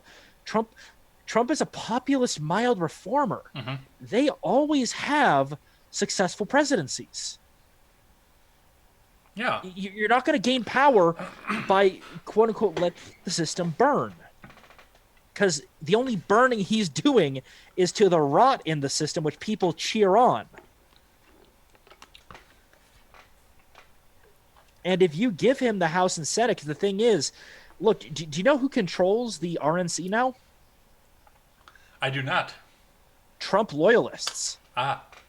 So don't you think that there's going to be quite a few moderately to severely pro-Trump individuals that are going to be running in 2020? People that will go, we are the Republican Party. We will stand behind our leader. Absolutely correct. So, just in case you didn't think that Biden had a hard enough road to go going against Donald Trump to be the president and the battle with his dementia going on along, Tara Reid has officially filed a charge for assault. Now, I don't believe this is actually going to go anywhere, but it is going to be an interesting conversation because now we've got the legal system involved with this as well. And I don't believe while he's running he can be investigated for this, but this is going to plant the seed in the minds for a lot of people, and it already has with a lot of the Bernie bros. So do I need to catch you up on any of what happened here? No, I've kept up on this story because I'm somebody that hangs out in the I used to be a lot more tied into it, but I kind of still float around the MRM, the men's rights movement. So they're hawkish on these things and keeping an eye on them. So I'm keeping an eye on this, and I'm going like, look, I have to give benefit of the doubt to Biden here, but she has a lot more than what's her name, horseface. What's her name that tried to take out Kavanaugh? Debbie Ramirez. No. That one was less believable. Not the first one. Oh, Horseface was the one that went after Trump. That was Stormy Daniels. Got it. Sorry, I'm getting my terms mixed up. But whatever her name is, basically the chick who claimed that, I can't fly on small planes. And then the year before she made that statement, there were pictures of her on a very small island hopper in Hawaii over wilderness in a single prop job plane. The worst place to put someone with those kind of conditions. Yeah, that was Christine Blasey Ford. Blasey Ford, yes, thank you. But her claims were she didn't remember the date. She had no supporting details, and every witness she claimed to have seen the event says it didn't happen. Whereas with this one, there's no one who witnessed it, but there are people saying, yes, she did talk to me about this after it happened. So look, you can't legally call them witnesses, but you can at least say these people are saying, yes, she did talk about this at the time. One of the things for me too, and I call Miss Reed's allegations bullshit as well. But that's Yeah. because I'm intellectually consistent. Yeah, likely they're bullshit. Likely they're very bullshit. But for bullshit, this is slightly more supported bullshit. Well, that's the thing that goes along. And I mean, when I was talking with Harvey last week, we looked at the video from Alyssa Milano and her trying to walk herself back and trying to become a gun control advocate again because she completely botched herself as a Me Too advocate. But I mean, in order to be intellectually consistent, most of these people are going to have to take Tara Reid at her word. Believe all women. Yeah, not only that, but they're saying, oh, well, they're trying to claim, oh, well, presumption of innocence. But hold on, you guys said the presumption of innocence didn't exist for a job interview. Yeah, that was my favorite thing that's come out of this. Oh, this is basically a job interview. Yeah. Also, well, okay, Jake, how I would describe this is Blasey Ford was the nastiest diarrhea bullshit you've ever seen. This bullshit's got some fiber in it, at least. This bowl's been eating some fiber. That's all I'm saying. You might have to help me out after the stream here. For whatever reason, my microphone keeps kicking up in the settings. I just noticed I was peeking there just a few minutes ago. So, well, it's because it's a golden microphone, and there's only one golden microphone out there, and it's owned by Rush Limbaugh. It's got black in it. It's not a full golden one. I do wish I could get my hands on the Rush one, but that's never going to happen. That's going to be in whatever a charity foundation that is set up in his name after he passes away, or his actual charity foundation after he passes away. Plus, if I got the Rush one, I would have to talk like this, and I'd never be able to get a show done. No, you won't. All right, so I did change my 3 questions at the end. Oh. Well, I changed one of them at least. So, and I'm going to be changing the rest of them I'm going to change another one here as we go along. I'm doing this one on the fly here, but so we've got our presumptive nominee at this point here. So now we need to start looking further down the ticket at various things here. One of the things we need to look at, of course, on the top is there's a lot of speculation over the vice president. So based on some of the people that are being eyed up for the vice presidency here, and given some of the statements that Biden's made, who do you think is the best potential vice presidential nominee for Joe Biden at this point? It's hard to say because there's several that it could be. It could be Kamala Harris. It could be Stacey Abrams, if you remember her. Would she have to drop out of being the governor of Georgia to do that? She's not the governor of Georgia. In her mind, she is. Oh God! Basically, they're saying Kamala Harris. They're saying Stacey Abrams. Some have said Elizabeth Warren, but that would be so goddamn toxic. If it was Hillary Clinton, I'd just be going like, "Okay, boys, I want him to win just so we can start a betting pool of how long before he croaks." We could have that betting pool without Hillary Clinton. But no. Instead of having it in weeks or months, our betting pool is over the several hours after the inauguration. All right. Second question is the one you've answered before. So we're going to bring all the candidates that ran back into the field here. And if you had to have which one of these for the president, you had to pick one of the Democrats that ran. For whatever reason, Trump couldn't pull it together, and you had to have any one of them, but you could pick any of the 27 that ran. Which one do you think is the lesser of 27 evils? Can I choose Vermin Supreme? No, he's not on the Democrat ticket. He has been on the Democrat ticket before, but... Damn, he didn't run this year. Let's see. None of them were conservative. Most of them were really bad on guns. I don't trust... A lot of people say, well, Tulsi's not that bad. No, Tulsi's a straight-up fucking socialist. Mm-hmm. She sees the means of production. Same thing with Yang. Is there an option to hang myself? There is not. Let's see. Then who would be the least of all those evils? Because I haven't kept up. Maybe Gillibrand? But that'd be one hell of a tough pill to swallow for me. Well, I know she was pro-gun for her representative term because she was from upstate, but she kind of had to change her stances as well because she ran for a statewide race and she had to pull New York City into it. So, but I also know that Trump came out and said that he was most afraid of her. So I could see that as a valid response. Absolutely. Yeah, because I think she's the quote unquote most moderate of them. You could argue Klobuchar, a comb salad lady. She, I think economically wasn't that bad. I mean, she definitely was hard on the environment, but the problem is she wouldn't be able to get most of that passed anyway. The lobbyists would completely eat her alive in DC. All right. So the last one is from all the politicians you can think of out there in the country at all. Who do you think would be the most entertaining vice presidential pick for Biden? You can choose any politician currently in politics or previously in politics. What's his name? He was a crazy libertarian governor. Gary Johnson? Is it Van? No, not Van Jones. It wasn't Gary Johnson. I forget his Ventura. Oh, Jesse Ventura from Minnesota. Yeah. I want Jesse Ventura. I want his crazy ass to balance out Biden. Jesse the Body Ventura. Our governor can beat up your governor. I grew up on the Minnesota border. I remember those slogans. Yeah. I just want us to go full WWE, and I want Trump to drop Pence and pick up Rand Paul. All right, let's look into the live chat here and see what they all had to say here. Oh, Ventura was independent. Sorry, I thought he was libertarian. I thought he was Republican. Yeah. But I was also like 12 when he got elected. Yeah. All right. Ron Helton says, let's go back here just a little bit. Ron Helton says, name one damn war that we were not lied to or maneuvered into from the central bankers. There are 0.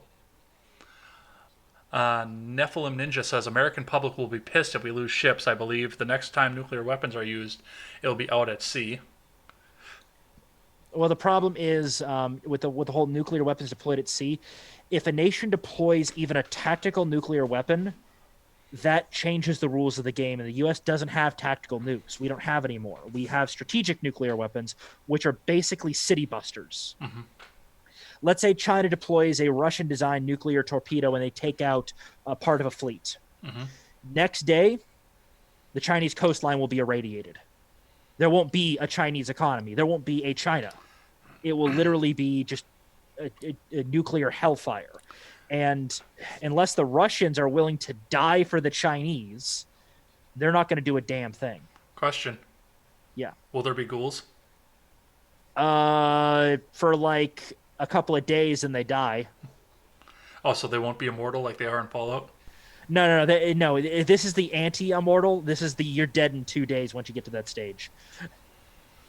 I like the ghouls. They're fun. And they have weird, scratchy voices. Ron Helton says, you can be assured that the FBI will do their job to shut down any war protest or dissent. They're always good at being the MIC legal arm.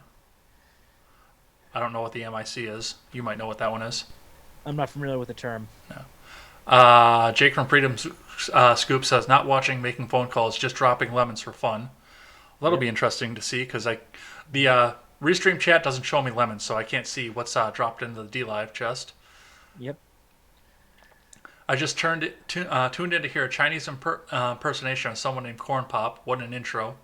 Biden says the leader Bernie Sanders, Freudian slip perhaps. Yep. Nephilim Ninja says there's almost no support for Joe in that chat of the live stream. Lots of hate. Yeah, Biden doesn't have enthusiasm. The enthusiasm gap between him and Trump is even worse than the enthusiasm gap between Hillary and Trump. Jake wants to know if you have a chin under that mask or just a "Don't Tread on Me" flag rolled up. No, I got a chin under there. He says Bellatrix Lestrange. I guess I don't know what that reference is. And then Nephilim Ninja says Blasey Ford. Bellatrix Lestrange. She's the weird, frizzy-haired evil witch from Harry Potter. Oh. I have only read Sorcerer's Stone. I believe, if you don't mind spoilers, because it was a terrible book. What was it? That play that came out, the Forgotten Child or the Unwanted. I can't remember what it was. Basically, it was a weird Broadway production or something like that. Apparently, she banged Snakeface and they had a kid secretly. Huh. Interesting. Yeah. And Jake says, like, constipated bullshit. Fiber, got it. Yep. Ron Helton says Ventura was an independent. He also says MIC, Military Industrial Complex. Okay, I got you. And Ninja says we had a second grade half. We're not done yet. I think Ninja's trying to get us out of here. We're Ninja, still what are your going. plans? What are your plans, Ninja? I'm staring at the chat intently. What are your plans? Tell me now. All right. We're going to talk a bit about some foreign policy, and this is going to involve some of the naval talk that we've been talking about before. First off, from Fox News.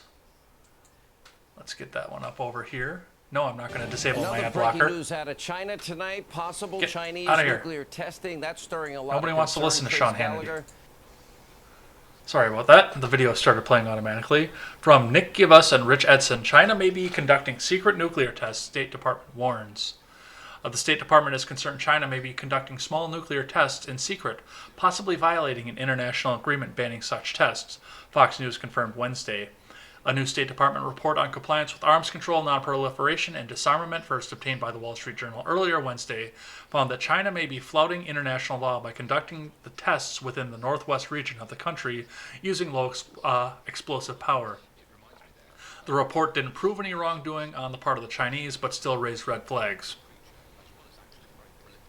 Because anytime China's got nuclear weapons out, it raises red flags. Yeah, it raises red flags, but also the thing is the fact that they're testing weapons, that is actually a slightly better sign for us in a war, because that means they don't have a lot of them. If they had a lot of them, why would they need to test them? It sounds like they're trying to develop new ones, because they don't have a good enough arsenal. I still don't like the idea, of course, that they are they're doing any of this. Yeah, China should be stripped of its nuclear weapons and purposefully broken up into a half dozen or dozen nations to make damn sure it never becomes a threat to the rest of the world again, and just let it fight amongst itself like it always does in history. So, yeah, that's going to be something to watch for into this. And I know we talked a bit ago that China is also doing some naval exercises out in the South China Sea as well. It's an elephant walk. They're trying to pretend they're strong when they're not. And the reason why is because, do you trust for a second that China isn't currently ravaged with COVID-19 completely spreading through its population? With massive numbers of dead because they don't have the medical infrastructure like we do to save those lives. Hold on, this is going to autoplay again. No, apparently it's... Oh, get rid of my... I'm not going to get rid of my ad blocker for you, Fox. Shut the fuck up. Nobody likes your ads. It's going to play again. Yep. See? All right, breaking. So, this is Chinese aircraft carrier sails past Taiwan as U.S. Navy struggles with coronavirus. This is from Chris Irvine. A Chinese aircraft carrier sailed past Taiwan over the weekend in a show of strength as the U.S. Navy struggles with coronavirus. Japan's Ministry of Defense said Monday that the aircraft carrier Liaoning and its strike group, including 5 warships, passed through a 155-mile-wide Miyako Strait between the Japanese island of Okinawa and Miyako on Saturday, before turning south and passing east of Taiwan on Sunday. The strait is an international waterway. Taiwan's navy also... Taiwan has a navy? Also Yes, they do. sent ships to monitor the strike group as it passed on Sunday, according to Taiwan's Ministry of Defense, per the South China Morning Report. Take it away. The Chinese carrier is actually a Russian-built carrier, which is of a very old design. It's, I believe, an I can't remember what class it is, but it's not a nuclear carrier like one of ours. It is a diesel pusher. Extremely inefficient, extremely lightweight.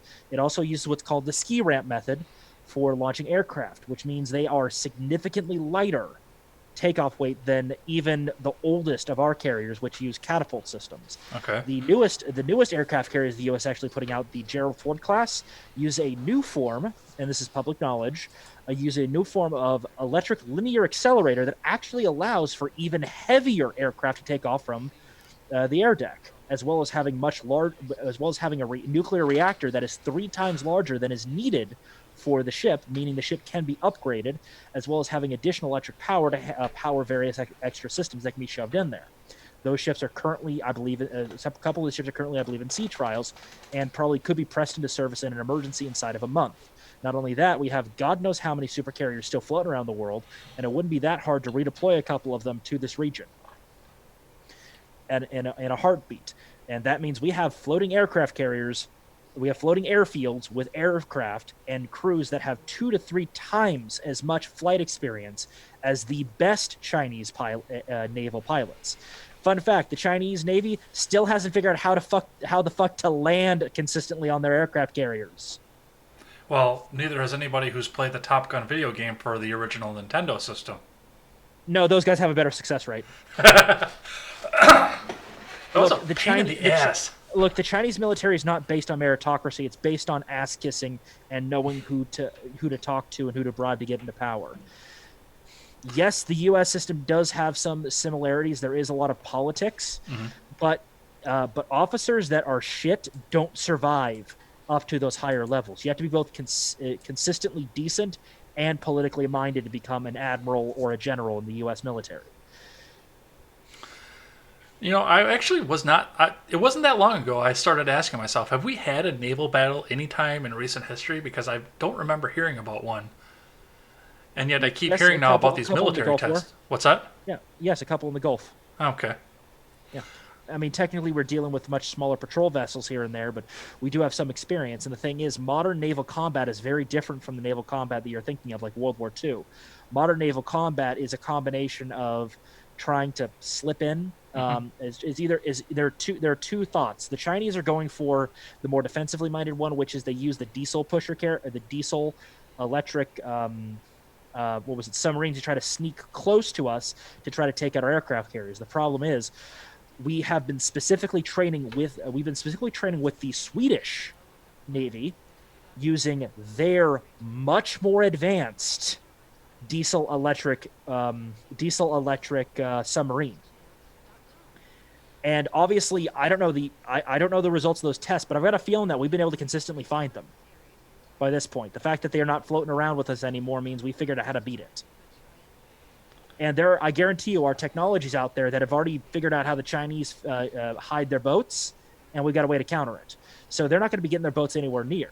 Sure, they could try doing land-based anti-ship missiles, but we've got several counters already in place, assuming they can even reach out that far. And as I said, our tactic isn't going to be a direct war. We're going to be using a very indirect form of warfare with them if we do get into war with China. It's simple. The Chinese don't have the land infrastructure to bring enough food in to feed their people. They have to bring it in huge ships constantly. So what are you going to target? What is any general going to target? Any admiral. The ports.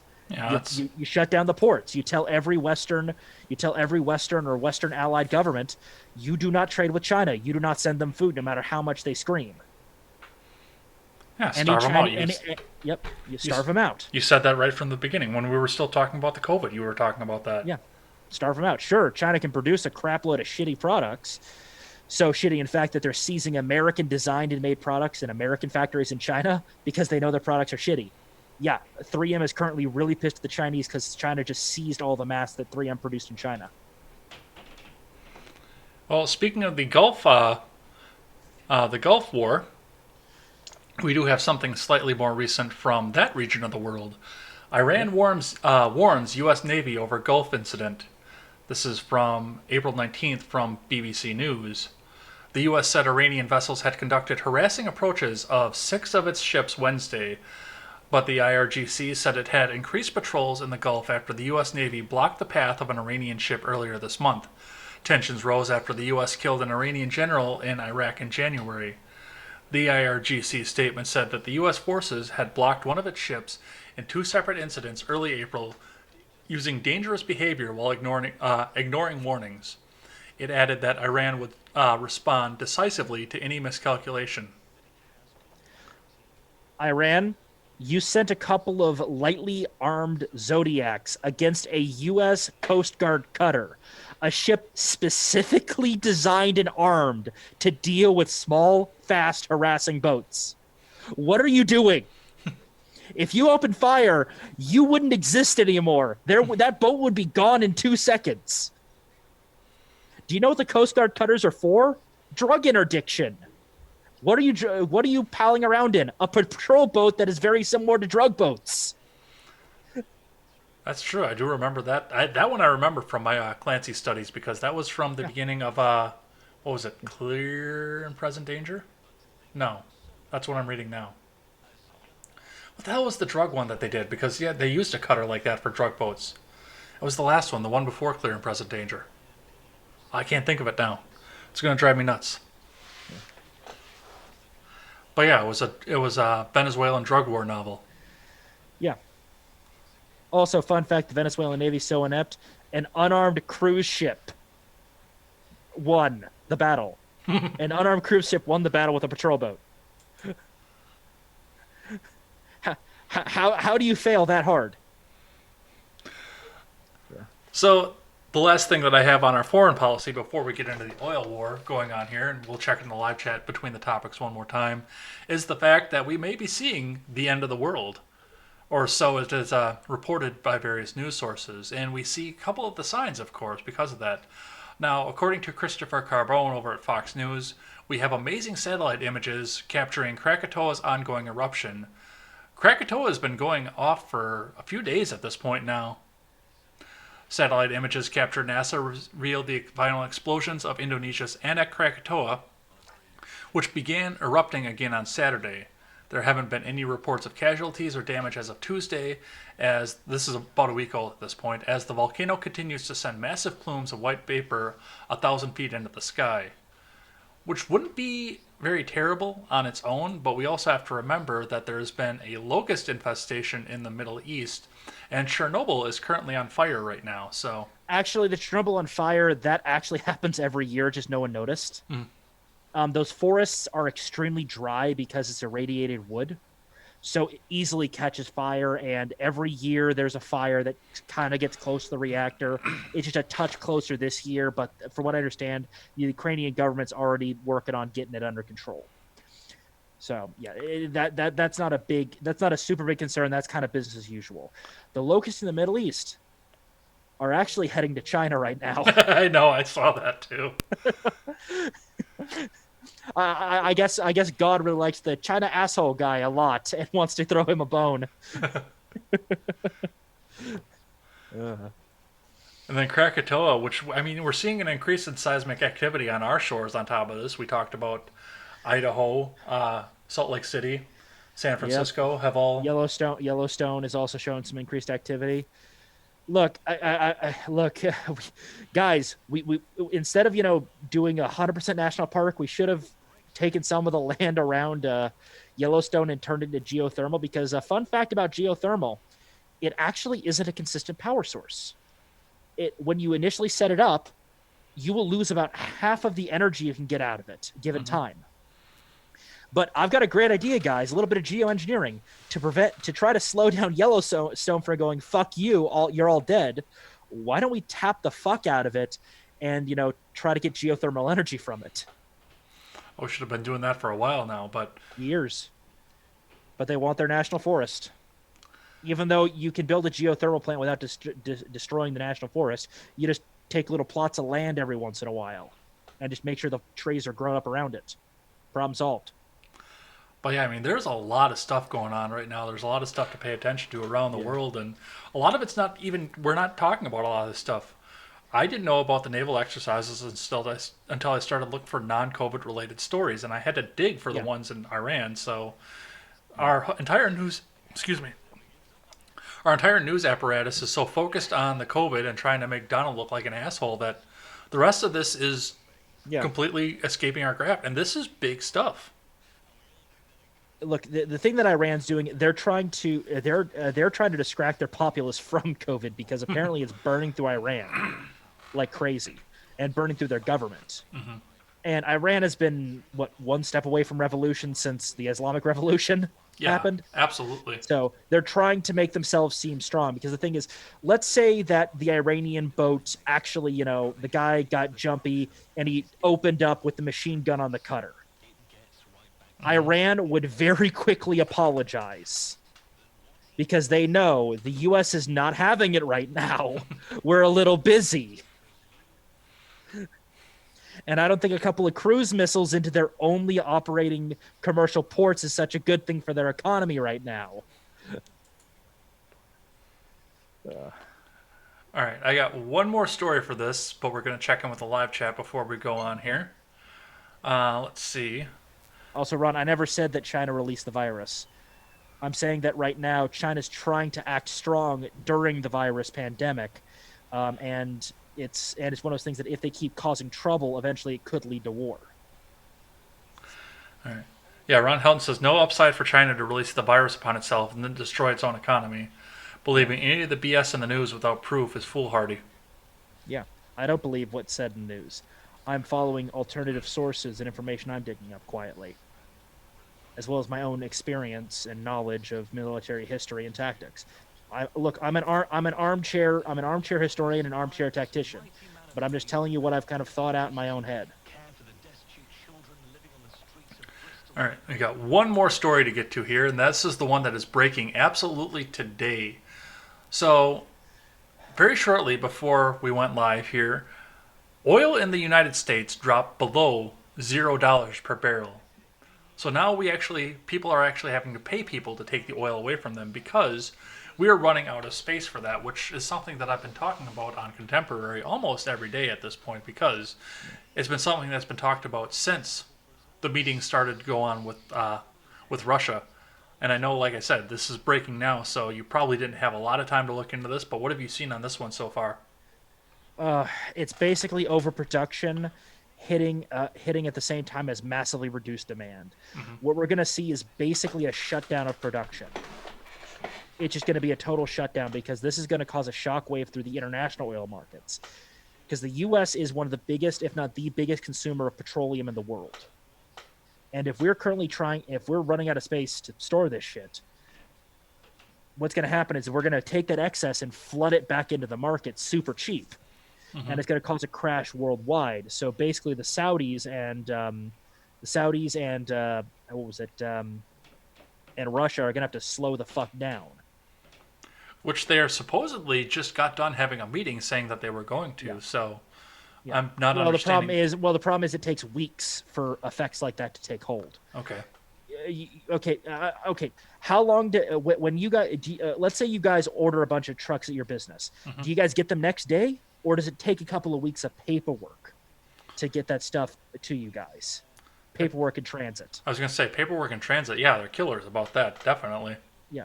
And do you think the oil industry is any different when you're talking about tankers of the stuff? Mm-hmm. Well, I've got because I have to sit and let this haunt my dreams here. I do have a quote from Sticks Hexenhammer 666 on this absolute topic here. And because, yes, like I say, that's an image that'll haunt my nightmare. Clank your spoons, boys. Clank your spoons. Sticks, 3 hours ago, I want to order several barrels of oil and swim in it in a tub like Dick Cheney.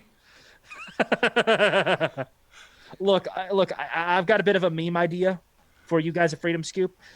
If you get a tanker with enough oil and they're giving you money to take it off their hands, can you get the tanker free with it basically by giving the money back? And will you guys call it the SS Oily Scoop? Or alternatively, is there a core deposit on the tanker?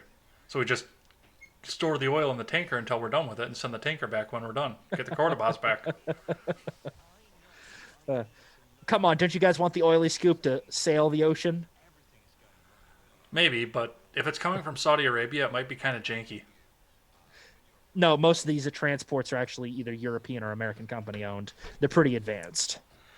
So one of the things that came up when I was reporting on the oil war initially on Contemporary was the fact that I was thinking that diesel would go down, which it apparently hasn't. So the truckers are still paying top dollar for their diesel fuel in the transport industry. Yeah. But do you think this will take diesel down at some point?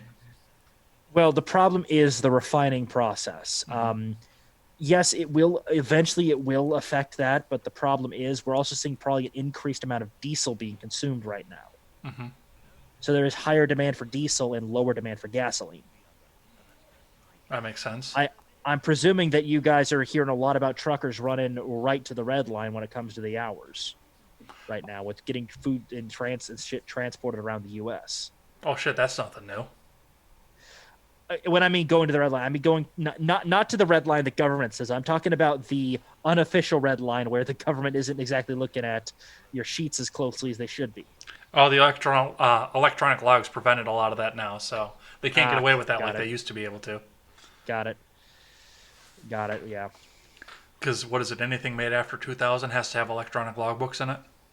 Got it. And there's not many pre-2000s left. Most of them are retrofitted by this point to get recertified. Well, if you recertify it, then you get back under the wire. And it's the same thing, too. If when glider kits were still good. I think those got outlawed at this point. But when glider kits were going, the year of your vehicle was the year of the engine that you were putting into it. So a lot of people were getting around the electronic logs that way, too. Got it. You have a brand new chassis and you put a 1996 engine in it after you rebuild it. Yep. It's a 96 on paper. Don't modern engines have to spray fucking cow urine into the exhaust? It's pig urine. Oh, pig urine. It was cow urine when they first incepted it, and then they found out they could get pig urine for cheaper. But yes, that is correct. What does it do? It heats up the reaction of the fuel in the particulate filter, so it burns hotter, so it burns more completely. It's a catalyst, essentially, is what it is. Got it. Couldn't they just, put better insulation on it? It's pretty well insulated to begin with, but yeah, they want it to get hotter and hotter, so it burns off more completely. Makes sense. So, what do you now we covered diesel on this? What do you think this does to the price of gas? Because I did look today, and we are hovering just a little bit lower than we were last week at this time. I think if I go to the city right now, I can go and get for 106, which will be one of the lowest I've seen in my lifetime, and that is adjusted for inflation. Yeah. I wouldn't be surprised if we continue seeing it going down. It's still kind of stubbornly sitting at 160 where I'm at. Mm-hmm. But I'm in a more rural area where there's fewer gas stations and they're a little bit more monopolized. Mm-hmm. So So the gas is a bit more expensive here, but it's still really cheap. Yeah, and the city close to where I live here is you've got gas stations right across the street from each other. Yeah. I see that a little bit when I go into San Antonio where I live. Where I live, my apartment is. Mm-hmm. But as I said, I'm staying with my folks right now because, hey, it's safe and the food's slightly better. So, and you get better decor behind me. Absolutely. And I did that myself when I went to my parents' house for a funeral and I was still doing solo videos. There are 3 videos, I think 4 actually, in my library that have a different background on them because it was the same thing. I was at my parents' house for a week and I just kept working. Yep. So you don't think that this changes anything? I think we'll see a drop in the gas prices again, but the problem is there's a floor that they can really get to before it's just that they can't justify it anymore. Do you think there's any chance that they'll get to the point where they're paying me to fill my truck up? I'm going to press X to doubt on that because it's okay. Remember that oil is one part of the supply chain. Crude oil is one part of the supply chain. Mm-hmm. How much refining capacity do we have? Yeah. Do we have a glut of refining capacity, or are we kind of, we have potentially extra refining capacity, but not that much? And I think that's going to do it for topics here. We are going to check the live chat one more time before we get on out of here and run through the outro, just to say goodbye to everybody and see what's going on in everybody else's world. Nephilim Ninja, I think, is going to have last word here. Is Techron Pigpea? I'm not sure what the name of Techron, if that is the brand name for Def, but yes, Def is Pigpea. It's slightly refined, but for the most part, it's just raw Pigpea. Let me guess, they removed some of the bits and concentrated the ammonia. Yes. Why don't they just put ammonia in it then? Well, ammonia is the Pigpea is the cheap source of ammonia, is the reason that they use it that way. Got it. Just cheap ammonia that doesn't take much to refine. Understood. And, whereas, yeah. Oh, go ahead. You said whereas. Yeah. Whereas, if you need it for an industrial application, you go with the pure stuff. Mm-hmm. And that is going to be where we call it for the live chat today. Thanks everybody who came in and chatted with us. And it looks like I'm going to thank Jake for some limits too, but I don't know how much until I go back and open up DLive again afterwards. But thanks everybody who came in and made the show great. And we're going to run down through the outro here. And I'm actually going to flip my phone over and go to DLive on that while you're doing that. So the last question that we always do on Ed's World is something to end on a positive note. And you've mentioned some of the hobbies that you have already in the stream here, but tell us about a hobby that you have that has nothing to do with work or politics. It could be an album that you picked up, video game you've been playing, just something that helps you unwind at the end of the day. While I go in and try and get logged in and get you guys the chest to open. Recently, I've kind of been jumping back into a game called Stellaris from Paradox. I'm enjoying the new DLC they brought out called Federations. It's fun with the new Origins mechanic that they have as well. It adds a little bit more fun role play and certain mechanical things. My robot empire is very, very. Let's go with efficient with dealing with the fleshy meatbags. That sounds very interesting. I wasn't paying that much attention because I was trying to get into DLive, but I haven't played Stellaris. I've heard of it, but I've not played it before. So it's a grand strategy game. It's technically part of the 4X family, if you've heard of that. You know, the expand and all that. I can't remember what's it. Expand, exploit, explore, something else. The 4X genre of games, but it's real time rather than turn based. Okay. I usually prefer turn based, but I've developed a soft spot for real time after our mutual friend Ice and Fire got me into Fallout. Yep. Real time's got its place, man. Yeah. It requires a bit more twitch reaction because the thing is, you can always step away from the turn base for 30 minutes. Though technically speaking, with Stellaris, there is a pause button, so you can kind of sit down and plan. Oh, it's the same thing with Fallout and the VATS button. Exactly. Except for Fallout 4, it just slows it down. Yeah, this rig won't handle Fallout 4, so I have not had the experience, but I'm looking forward to it on my new build. One piece at a time, Johnny Cash style. Yep. Whereas I did a pretty massive update all at once last summer, and the thing's still going strong. I might actually put some of my stimulus check into that. Pick up a couple more electronic parts. All right, well, thanks everybody who came by and chatted with us. Looks like nobody took advantage of the chest here, and they won't let me open it again that quickly, so I won't be able to do that. But if you want to finish the conversation with me, you can find me in several links below or above, depending on the platform you're watching, or especially you can go over on Ed's blog Twitter with a one in place of the I over on Twitter. Go and check me out over there. Now, you don't have a lot of places where we can find you, but if there's anything, if anybody wants to reach out to you, where could they find you? As I said, I'm primarily more of a lurker. I used to do, the Deplorable Batcave podcast, and I am trying to get the boys back together, trying to get the band back together. We're on a mission from God kind of stuff. Obviously, with less driving in a stripped down old police car and saving an orphanage from foreclosure. And pissing off apparently everyone all at once.